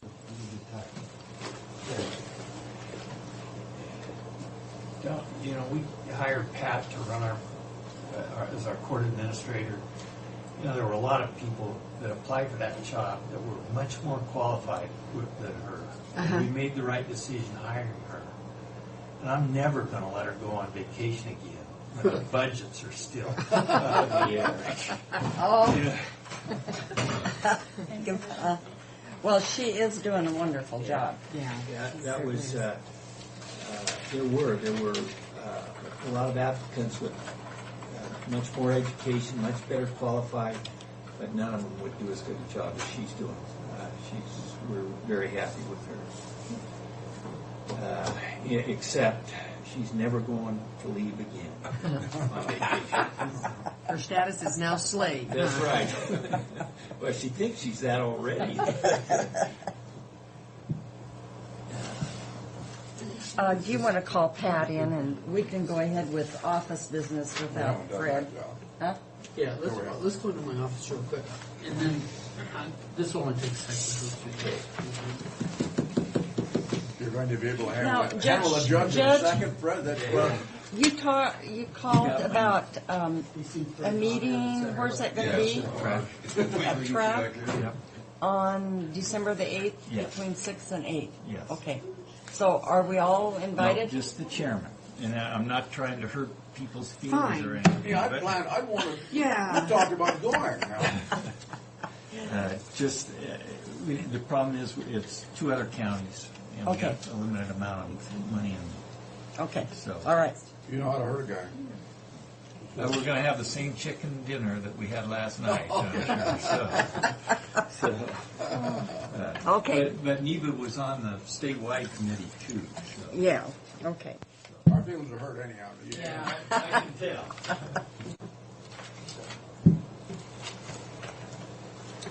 I move for approval of the consent agenda. And I will second that motion. Okay. Before we have a vote on it, did you guys look over anything Yes. to see? Before I make a motion, I generally read the consent Yeah, I do agenda. too. Ho, ho, ho, ho. So what seems to be your problem, Madam Chairman? Chairperson? Well, there's a lot of money being transferred. Oh, I around. got that, yeah. This is correct. Okay, all in favor? Aye. Aye.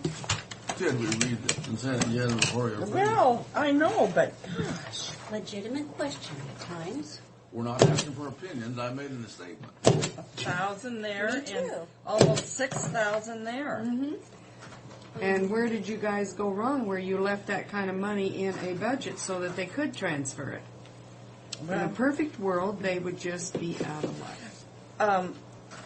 see, travel, training. Must have, huh? As Leo says, a must have. Must have. Nice to have. I'd say it's a good thing they have it in their budget.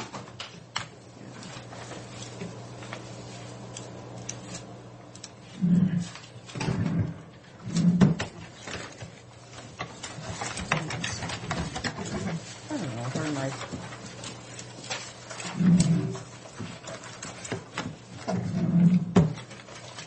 You looking for your pen? Yeah, I thought I had it here. Thank you.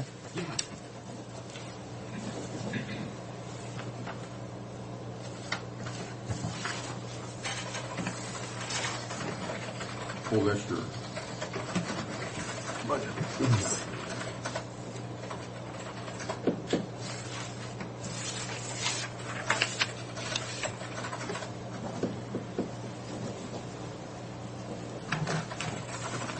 Time of year, and you stop that.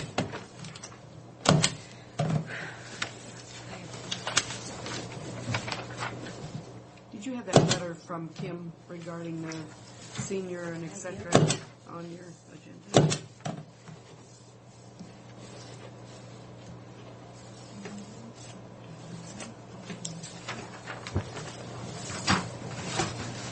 Oops. I knew we couldn't have a day without him showing up. Oh.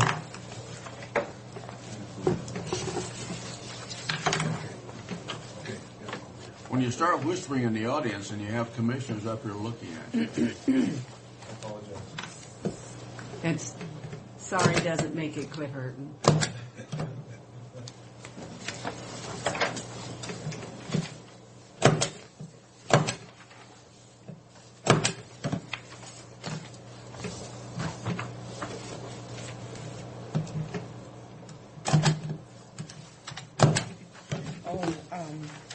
I wanted to say, Dave told me that Ryan, our new prosecutor, his wife had an emergency transfer to Seattle Hospital. What was wrong with her? Well, she's due to have twins, and she might lose them. Oh, my. When are the twins due? March. Oh, my gosh. So she's having problems. That's a long time away. So they might be in a long process.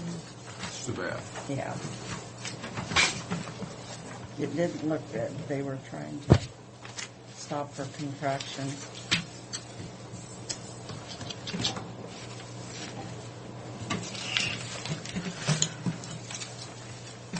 So how's your little gal doing, Frank? Real good, real good. We met her when she was 5 minutes old. When they examined her, we were right there to see it. All the fingers and toes. And everything was in boy, place. they do put those babies through a examination, don't they? Man, I'm telling you, they don't. They get them a little deal. It looks like a little oven. They put them in that, and the heat's coming down from the top, you know. Mm-hmm. Got everybody held her as steady. Now they've got her spoiled. Oh, she's spoiled already. Yeah. I move approval of the expenditures for current expense in the total amount of $167,503.66. Is there a second? There is a second. All in favor? Aye. Aye.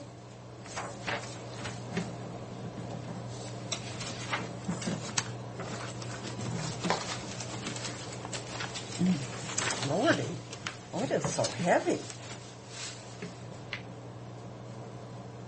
Telephone bill in here or something? Telephone book in there, I think. Oh. I need a motion on that, Frank. Pardon me? I need a motion. Approval of public works. I move for approval of payment of Public Works payroll. As specified. I'll second the motion. All in favor? Aye. Aye.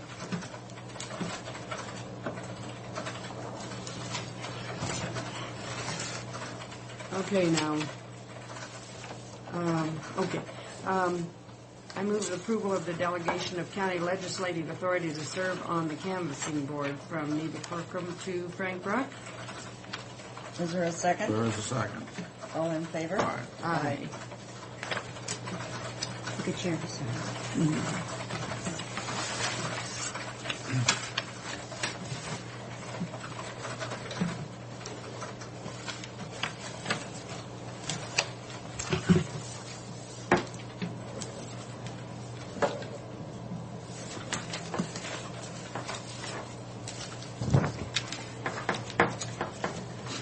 I think probably called Mary me. wants a copy I of know. that. In here. Okay. Tim called me and said you rescheduled your tour from December 6th to December 8th because... Yeah, because we're not going to be here on the 6th. I told you we were gone from the 3rd till the 7th. I did, Pat. I did two, Pat. Okay, well, I'm sorry then I didn't get it written down. Okay, you're forgiven. Because I Mrs. probably Brock said is it so also going to be casually. gone. Because we have a bid opening scheduled for that day. Well, I'll have to open it and say no quorum, continue. Yeah, we can continue. December 3 through 7, you're gone. Uh-huh. And Frank, you're just gone on the 6th? No, he's gone 3 through 7. Yeah. Same time. Remember when I said we were both going to the rodeo? I was scheduling his. I said I'm his scheduler. Did you talk to Bridget? Maybe it's Bridget I talked to. I talked to somebody. So you're going to the rodeo? Mm-hmm. We're going to Sue and I are going to national finals together. And we leave We're the taking 3rd, 4th, Wilbert and and 5th. Carol. Yeah. Okay. If they behave themselves. Is that right? And I was excluded. I asked you to go, and just don't be mean. You said you'd rather go to London in December. Okay. I thought it'd be the great. Hey, well, that's something I want to ask about. For my swearing in, Yeah, I was going to call Mike Killian to find out exactly. But I think I could be sworn in by the auditor. Zona swore you in before, just privately. Did she? Yes, When? because I went upstairs to get sworn in, and you said I've already been sworn in by Zona. Oh. But I think she can. She's authorized to swear us in. Okay, so you're going to be gone when?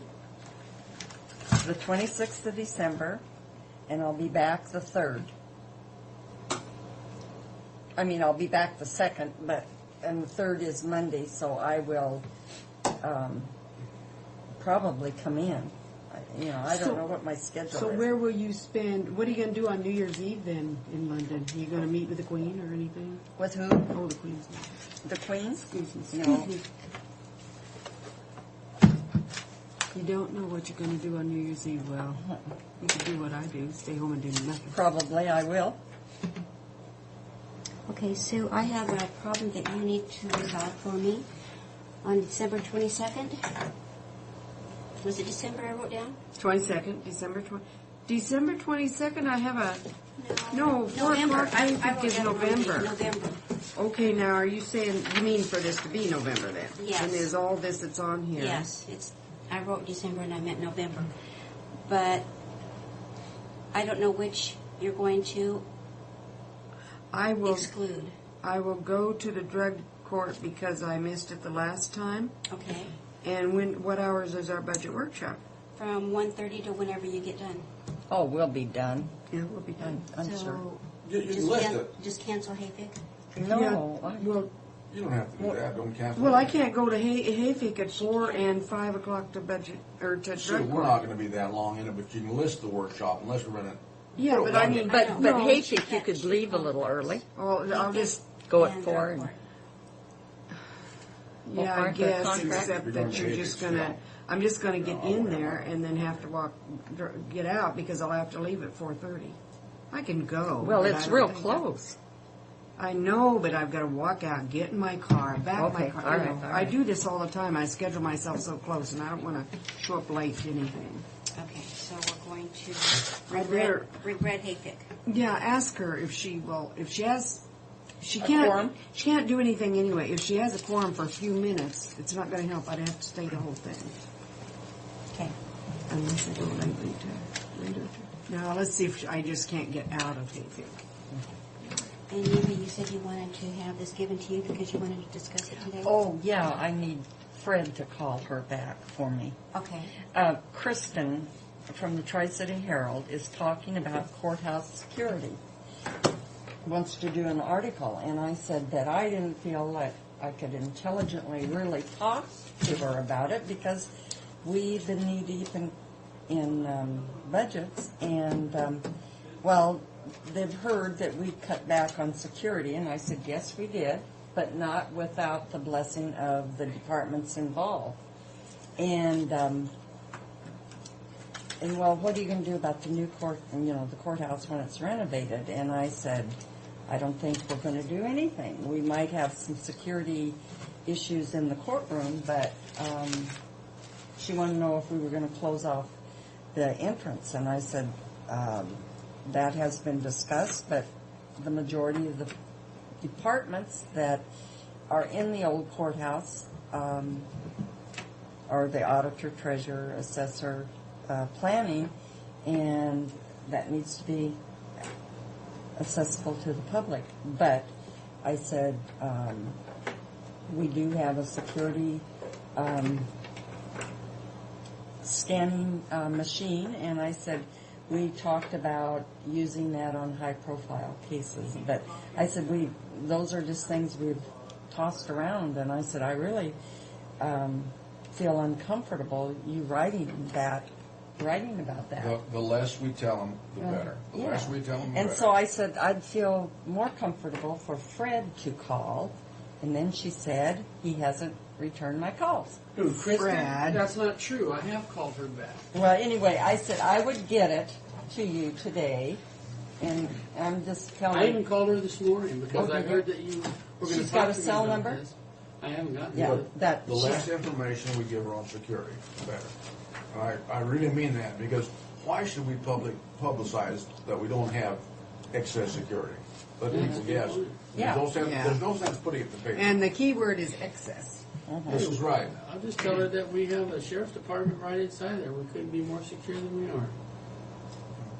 And the only time we feel insecure is when she And there shows will be up. changes, and we're looking at things as we go along. But if you come out and say, we don't have any security. Well, I didn't say that. No, I I'm said not no. saying you did, but this is, they're looking for an article. I know. And we're not going to make a nickel by giving them any information. And she said something about the juvenile, and I said, yes, we received the letter. But I said, as far as I know, that is being secured by J&J. And so, anyway. Okay. Well, the board received an invitation from the Richland Chamber of Commerce inviting them, their presidents and other board members to attend an informational and inspirational breakfast for the Tri-Cities Chaplaincy on Wednesday, December 1st at 7:30 a.m. held at the Three Rivers Convention Center. That's what was moved from track. There isn't a fee to attend, although donations will be accepted. So if you're interested, I need to RSVP. No. I may go to it just to check out the convention center because I didn't go to the grand opening. If they don't swear and tell dirty stories, I don't want to go, and I don't think they will. But what's going to happen? I mean, if I say I might go and don't show up, what happens? They send the police or anything? Because there is no fee. It's Tri-City Chaplaincy. It does say donations are accepted. There is no free lunch, folks. I'll give them. They're having, they've got I'll give them. sponsorships, and this is what they were saying, but I'm not sure. And then you wanted to discuss this morning. Yeah, I like this. They certainly did give us a lot of warning, didn't they? Oh. Senior funding. Can we look at this and then come back and See, here's redo it and see, the come back letters to them for and consent agenda maybe for what you Monday? received last year and what you're going to receive. Yeah, can we this bring this back Monday on the consent agenda, ladies? Well, you're going to be a little late if you do. Well, what's the date on this thing? We have to have it. Well, they sent it to us the 15th, and it's saying something about them going back into session today, or yesterday, and that they might act on it immediately. Well, I'm in favor of sending a letter, period. Yeah. I am too, because, so I move that we send the letter. To all of the people listed? Yeah. Yeah. Well, even and then what about our own people? See, Well, this is a committee. Well, Nethercutt's on that committee. Nethercutt's a key person on that committee. I don't see his name. It's in here, in somewhere, right in here in the front page. Yeah, but Senate Ag Appropriation Subcommittee, he's not on there. He's what does it say? Anyhow, I think it's important that we do this. He's on the House Appropriations Oh, Committee, and so this he is is a for the key member. Senate. Yeah, and I mean, sure, they don't But I represent think us, we but should. isn't I gonna hurt think 'em. we should send it to our delegation because then they can talk to these Yes. folks too. Send it to the delegation statewide here. Okay. All, what is it, 6, 9?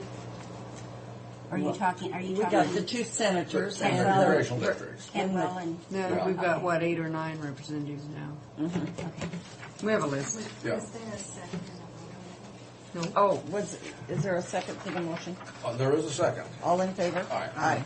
And are you going to be around later so I can... You want me to just sign it? So Yeah, I that's can chairman's signature. Okay. Yeah. probably look better if all of us, but. It really would look better if all of us did. Maybe she can get it done. If she can get it done. Yeah, if you made it done, we'll all And I sign can it. come back this afternoon. I just wanted to tell you from the email. When you see it. And I'll come back and It's called sign it Sage something. after They already the made a motion to sign it? funeral. That's the letter that you've already made a motion on for 10-5 about the Oh, state. to that, Mr. Hart. I move we send this letter to Randy Hart, Grant Program We already Engineer did. on the Crab Board. We didn't make a motion on this. Yes, we did. I refused to second. The letter as specified. Too bad. We already made one. This is the only other thing I Oh, have. Mary, are you making a CC to Jay Weber. Jay Weber? Mary said we didn't do that, Sue. Mary said we did. Oh, I thought you said we didn't. No, we did it. We did it, but she Oh, I thought had you said we to didn't. type it up on the Okay. letterhead. God, I went to all that effort to make that motion. You let me do that, Mary. I'm sorry. All right. I move approval of Commissioners minutes for November 10th. Second. All in favor? Aye. Aye. You have a lot, Mr. Bowen? I have a lot. Oh, No, for No, gosh sake. All you have to do is say yes 4 times and I'm out. Oh, right, right. Don't trust you to Oh, say. come on now, Nina, that's not fair. I have never let you down. Huh? Never. Never. And we Your want nose that, growing? that never to stay in place, too.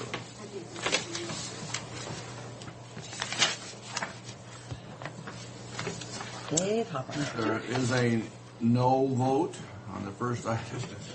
Actually, we should probably be in executive session over that one. But maybe I can save it till the end. Or maybe Mary can just shut that off and I'll ask a quick question and they can turn it back on. We've given you direction.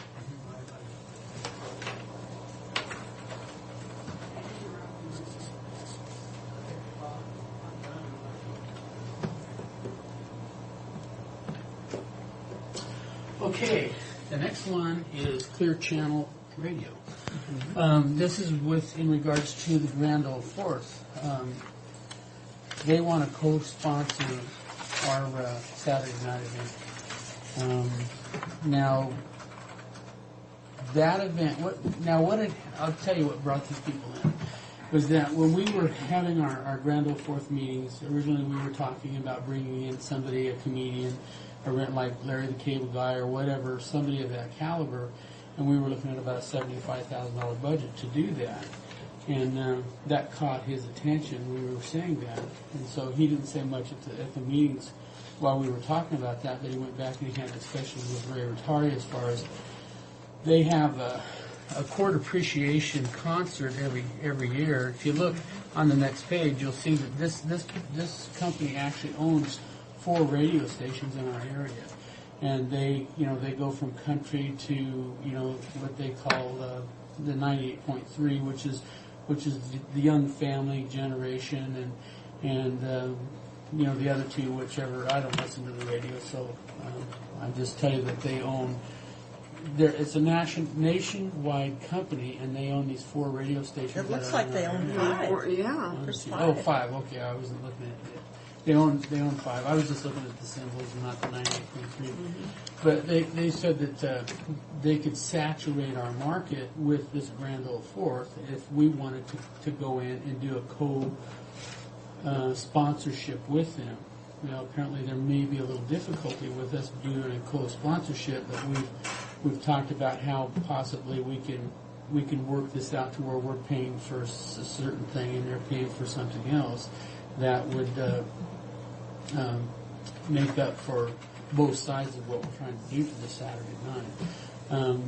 They are very interested in bringing in the comedians that we were talking about, or somebody of that caliber of a performance that they think is going to really stimulate, the Tri-Cities. Right now, they typically have over 6,000 people attend their concerts, and this has been going on for, I think he said, the last 5 to 8 years. So, they have a steady following of these people coming in. He was not interested at all in. Now, let me take that back. His initial conversation was that we would split the tickets, that we would have our tickets and he would give his tickets away. To make a long story short, we're in negotiations back and forth. We haven't gotten set on any one thing yet. But my question is how serious is this board about putting on the Saturday event? Because there will be costs involved in it. Now, this is political as can be. Maybe, maybe not. Depends on how we can negotiate this out. But in order for them to put on that type of an event, there will be expense to Franklin County in doing so.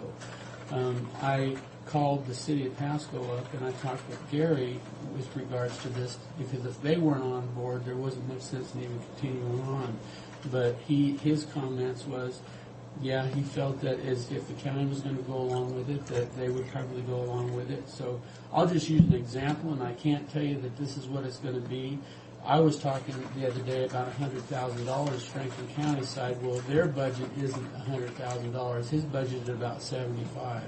So they would put out 75. Franklin and the city of Pasco would split the other 75 for the $37,000 that we would have of an investment into this type of a Saturday night event. But I guess what I'm saying is we don't have an exact figure. I did talk with them. You're talking a lot of different figures when you talk to them. I know I am. But new things have come about. Yeah, I I like the sound of your figures a lot better today. Well, after I talked to you, I called the city up because, you know, we were talking 100,000 is what I was telling Frank. You know, we'd have to come up with 100,000, but I wasn't thinking that the city was going to pick up the other 50,000 of that 100,000 because we are co-sponsoring. I wasn't at all interested in 100,000 from my own point of view. Where are we going to get any thousand? That's what I'm wondering. The land sale money has been what we've earmarked for this from day one. Now, before we go too much further, I can just tell you that Friday night we have a sponsor that's going to put in bulls, bikes, and bands. So we're not putting a nickel into that. We've got the carnival people that are coming in, but we're not putting a nickel into it. We're just getting percentages of profits. We're getting the parking. We're getting percentages off the food. We're getting, you know, whatever other things that we can get off of that. So right now, Friday night is at no cost to us. Saturday night may cost us up to 50 or 25% of the event, you know, with the other two sponsors that we have with that. Sunday, they have the Hispanic radio listener appreciation, which is going on in the Tri-Cities every year, which they have anywhere from 4,000 to 6,000 people attending that.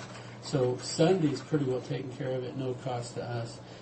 Monday, they're looking at bringing in a Blues and Brews for the exhibition hall, and also at no cost to us. And this is another promoter that's bringing this in. And then Dan has talked with a couple of the gospel churches around here, and they're looking at bringing in the gospel music on Sunday afternoons for the different churches throughout the area. We're talking about having the Tri-City Idol, which this Clear Channel is now negotiating with Fox Television here to basically promote and help support this Tri-City Idol that would end up ultimately, it would be that progressive competition that goes from Franklin County, Grand Ole Fourth, City of Pasco's Grand Ole Fourth. The finalists would then go into the fairgrounds, and then the winner would be selected there and then off to Vegas for their tryouts there. He's going to see if they can get Fox to give them almost a guaranteed shot with it. Now, this is all discussion, but it sounds like it's coming together really well. So I just need to is this still supported by this board? Your figures are a lot different than we talked about. Yeah. That makes a tremendous difference from my feeling on something like this, because we're going to have front money to do this stuff. But we were talking the other day, and Fred said $100,000 county support, and I said I personally can't support that. Are we looking at perhaps making that money and paying back the fund? Absolutely. Oh, yeah, that money we should get back, Sue. We may not get it back. We may not get it back. It's a gamble. But we'll get most of it back. But we're not gambling, but this small amount. Yeah. This Tri-City Idol, I think, is, I've heard some talk about it, and people are really excited about it. The word has gotten out. Another thing I wanted to ask. Now, when you talked about some of the churches having their, where is everybody going to be? I mean, are you going to coordinate the arena site? No, we're actually looking at putting that in. The locations haven't all been settled, but no, we're actually looking at putting that out in the grassy area between the pavilion. You know, that grass. Grassy area out in back. I think that'd be great. Okay. That'd be nice. A nice day, that'd be nice out there. Would be nice. We have to have some kind of a sun shelter for that. Yeah. Well, then my next question is, what about our exhibitors and stuff? You know, like for the fair, is that all going to be in the exhibition? Well, we don't know that. Actually, Dan had gone to the CDC, and they've got their marketing class that has agreed to do the marketing program for the whole thing. And they have also got 2 designated people that are on the group right now, and they're handling the vendors and the food vendors. You know, the sales and food vendors. And you know, when the discussion is once we come back from IFE, it's time to make a decision. Are we going to do this or not? We have to put a budget together with revenues and expenditures or bring it back. Have you look at it and say, yes, this looks very good, we can do this, or no, we don't. And it's time to start sending out notices to all the vendors. So we're talking 100, 150. Well, if we get that, then they'll go in the exhibition hall. But if we don't, then we'll move them to another area. But I'm thinking of like the Greek festival. You know, that club might be interested. The Nordic club, Sons of Norway, might be interested. I'm thinking Heidi is the gal that's working on that, and she's a vendor herself, and she is already contacted the Waterfalls, trying to get a list of the vendors that are in our area, because winter vendors and summer vendors are different group of people. And so once we get that list, we're going to send out invitations and ask them if they're interested in joining. Well, your vendors can lock in a lot of your expenses too on this thing. But we're talking things that interest me more now than they have in the past. I think we might bring something together. This entertainment scares me. You put out high dollar and the big, just suppose you have an electrical outage. I mean, it can't happen in the summertime here. It does happen. I mean, these are things that can affect what you're going to do, but now we're looking at more manageable figures. Then I'm thinking, like Kiwanis will probably come in with bingo. We want the local service clubs. They have first shot at it. If they want to come in, they're guaranteed they have. Well, I would imagine Kiwanis would come in with bingo. My God, that's a sure winner. That's always good. Yeah.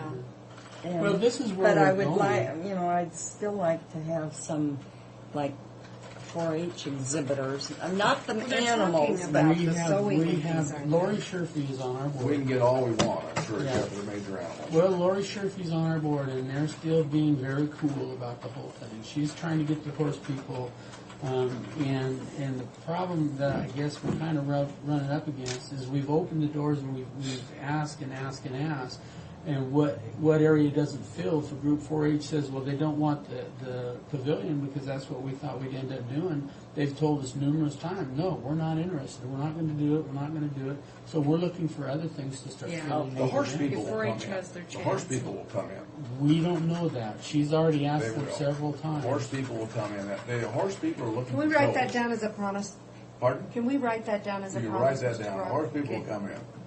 But anyway, this is where we are with that. And I think it's really starting to look good. Now, not only do we have these 5 radio stations that's ready to promote it at basically no cost to us, we also have the Hispanic channels, the KZHR, and then we're looking at getting Kona involved in it too, because we want complete media saturation. Oh, that's great.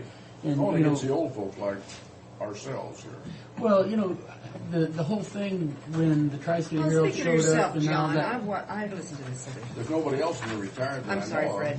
Well, all I was going to say was all that controversy that we had in the paper at the beginning about the fair and the Granville Fourth. Actually, it's turned out to be a good thing. Well, it's been a good thing because now they're following this 4th of July activity. People know what's happening in the Tri-Cities.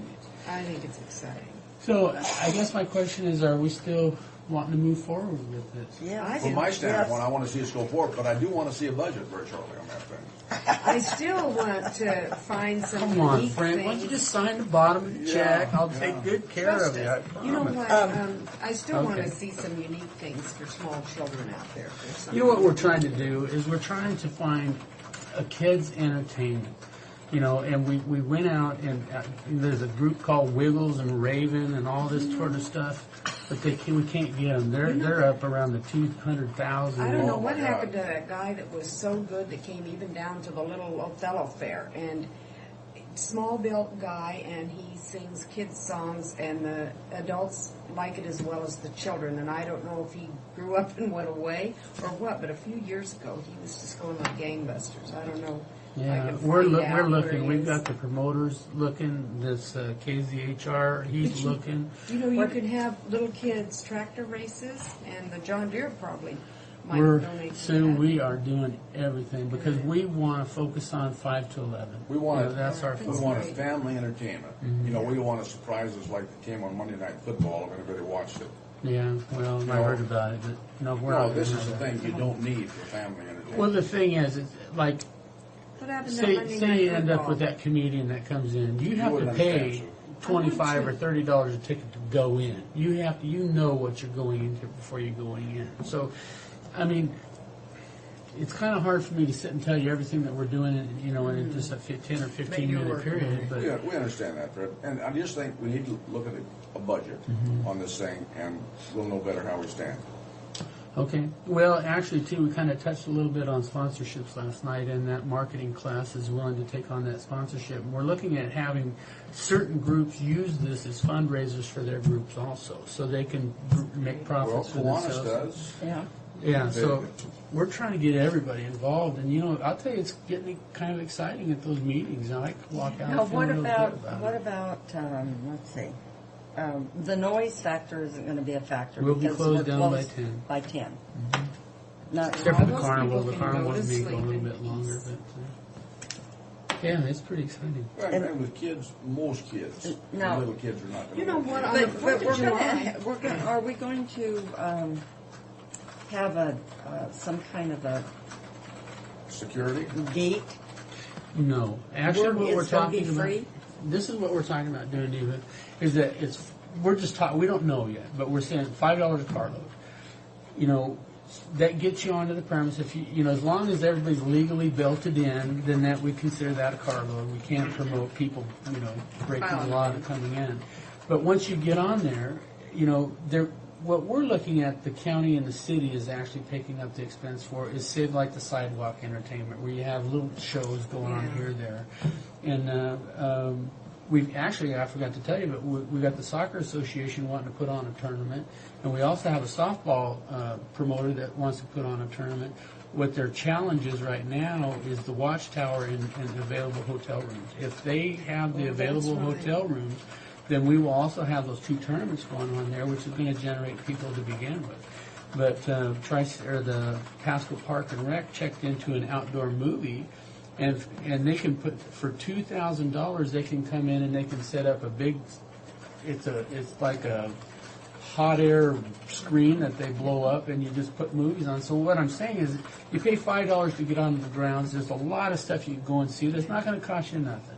You see the movie, you can see this, and we're talking about a laser light show. Just when I was a kid, I'd have walked a long ways for free. Yeah, but we'd have had to because they hadn't invented automobiles yet. But once you get on there, so what? I mean, once you get there. Well, what I'm saying is, Fred, if we don't have some way to kind of control the traffic there as far as people coming on, you're going to have people coming in from some distance that won't be paying anything. But they're going to be, if you want to go to the shows, you pay for the show. That way, we've heard a lot of complaints out over at the fairgrounds. I don't want to see that. I'm paying for this, and I don't want to see it. Well, we're not trying to do that. If you want to see it, then you'll pay to see it. If you don't, you just come in. You know what? So what if you walk in there and you look around, see it, but you're going to buy food, and we're going to get percentages off of that. Our profits are going to be basically brought back. If we charge for individual items, charge access, that's a little different then. Well, from what I'm hearing, you might be able to spend half of the day just looking at what's available. Big events, and even the little events we want to take part of. And we're kind of piecing this whole thing together. We want people to be able to come in, and we talk about dollar days too. I don't know if you're familiar with it or not. Yeah. This King County, which was really a small fair, which I was surprised, they put on a dollar day on a Wednesday, and they brought in most of their money. They brought in half of their money on that Wednesday than they did the other 3 days of the event, because everybody could afford to send their kid, give them $10 or $15. It costs $1 to get in, $1 to take a ride, $1 for a corner dog, whatever. And they brought in, they had, that fairgrounds was so plugged up, they had hardly room to move. But everybody could afford it. Not everybody can afford it. It's a Grand Ole Fourth, it's not a fair. I was just telling about that fair over in King County. No, this is a Grand Ole Fourth. This is not. Right. Well, we could have a dollar day. We're looking at doing that on the Monday, which is the 4th of July. So the whole family can come out and have fun. Now, I appreciate the ideas that are being explored, because if you get a lot of ideas, then you can select the best. There still will be a fireworks, right? Yeah, there'll be fireworks on the 3rd, because it's going to be there's also a baseball tournament, hardball, the Dust Devils, or whatever they call them these days. They're going to do, at the end of their game, they're going to fire off the fireworks on the 3rd, and then the fireworks on the 4th is an automatic, and they're going to go up, and that's going to be, as soon as the fireworks are done, we're done. The carnival might continue to run, but we're done. You know, our event's over. So yeah, the fireworks will So actually, I mean, the fireworks are usually, on the 4th of July, the fireworks usually go later than 10 o'clock because you wait for it to get dark. So nobody complains then. Yeah. Well, see, we're looking at shutting everything down about 6 o'clock at night as far as to pay. Yeah. Because all the people in the community are used to going to over there to watch the fireworks. They've never had to pay before. So why have them pay now? They shut it down at 6 o'clock. Come on over, have your food, do whatever. It's all done, and watch the fireworks, and we're done. So Will it the sounds food good. vendors still be going? If they want to. Yeah, if they want to. They'll probably go all the way up until everybody walks away. 10 o'clock or so. they shut it down. Well, if they have a crowd. Well, it sounds like you're on the right track to this point in time. Don't get led astray on this thing. Okay. I thought you were astray here last Friday, Fred. Well, I just forgot that we had the other partners picking up the other half. Yeah. So. Okay. I was very disappointed, I would say. Budget requests.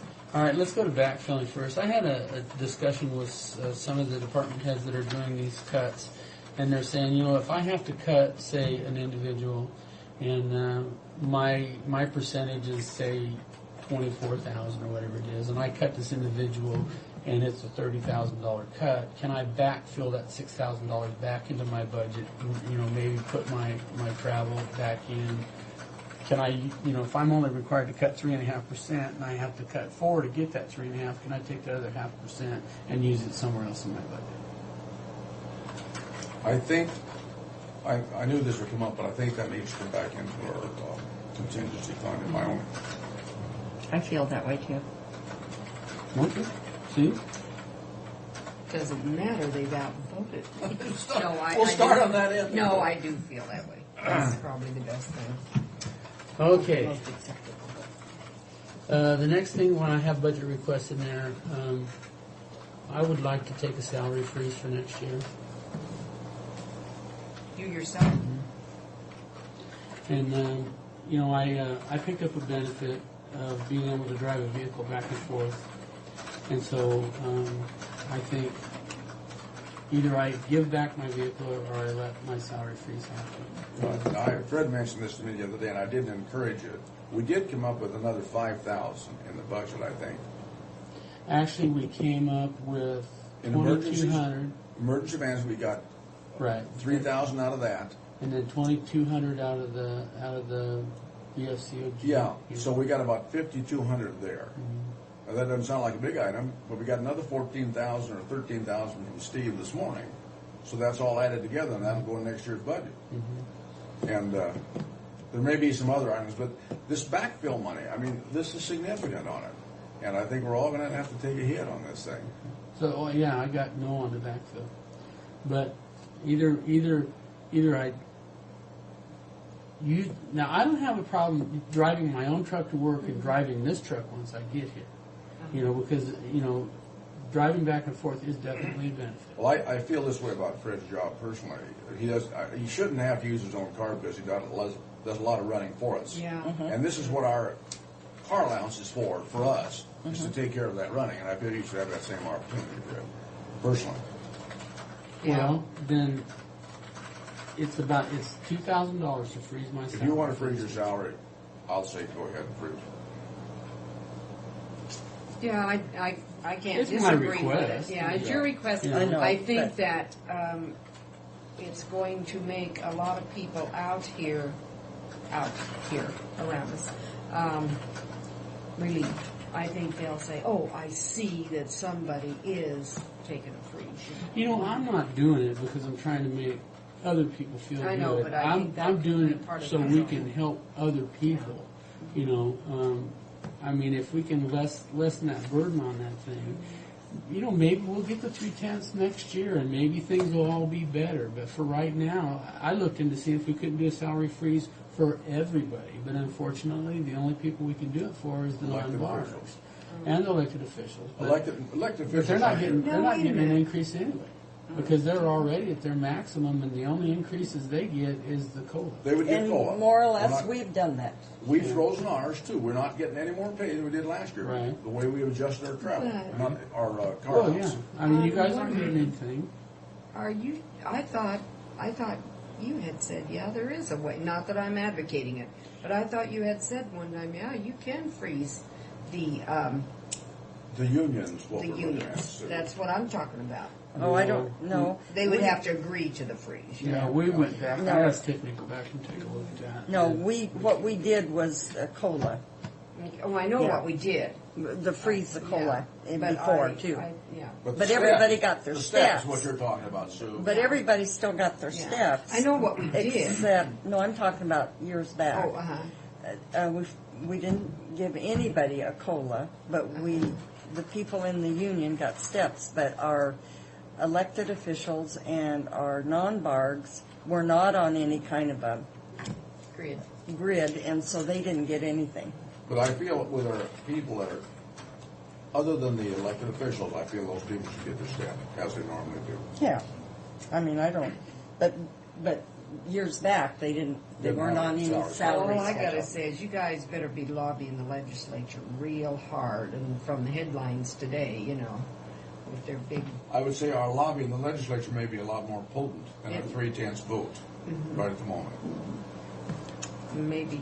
Well, that reminds me too. I talked to the city about that 3/10, and Gary and a couple of council people would like to come in and sit down and discuss the county situation. And we'd be happy to. Yeah.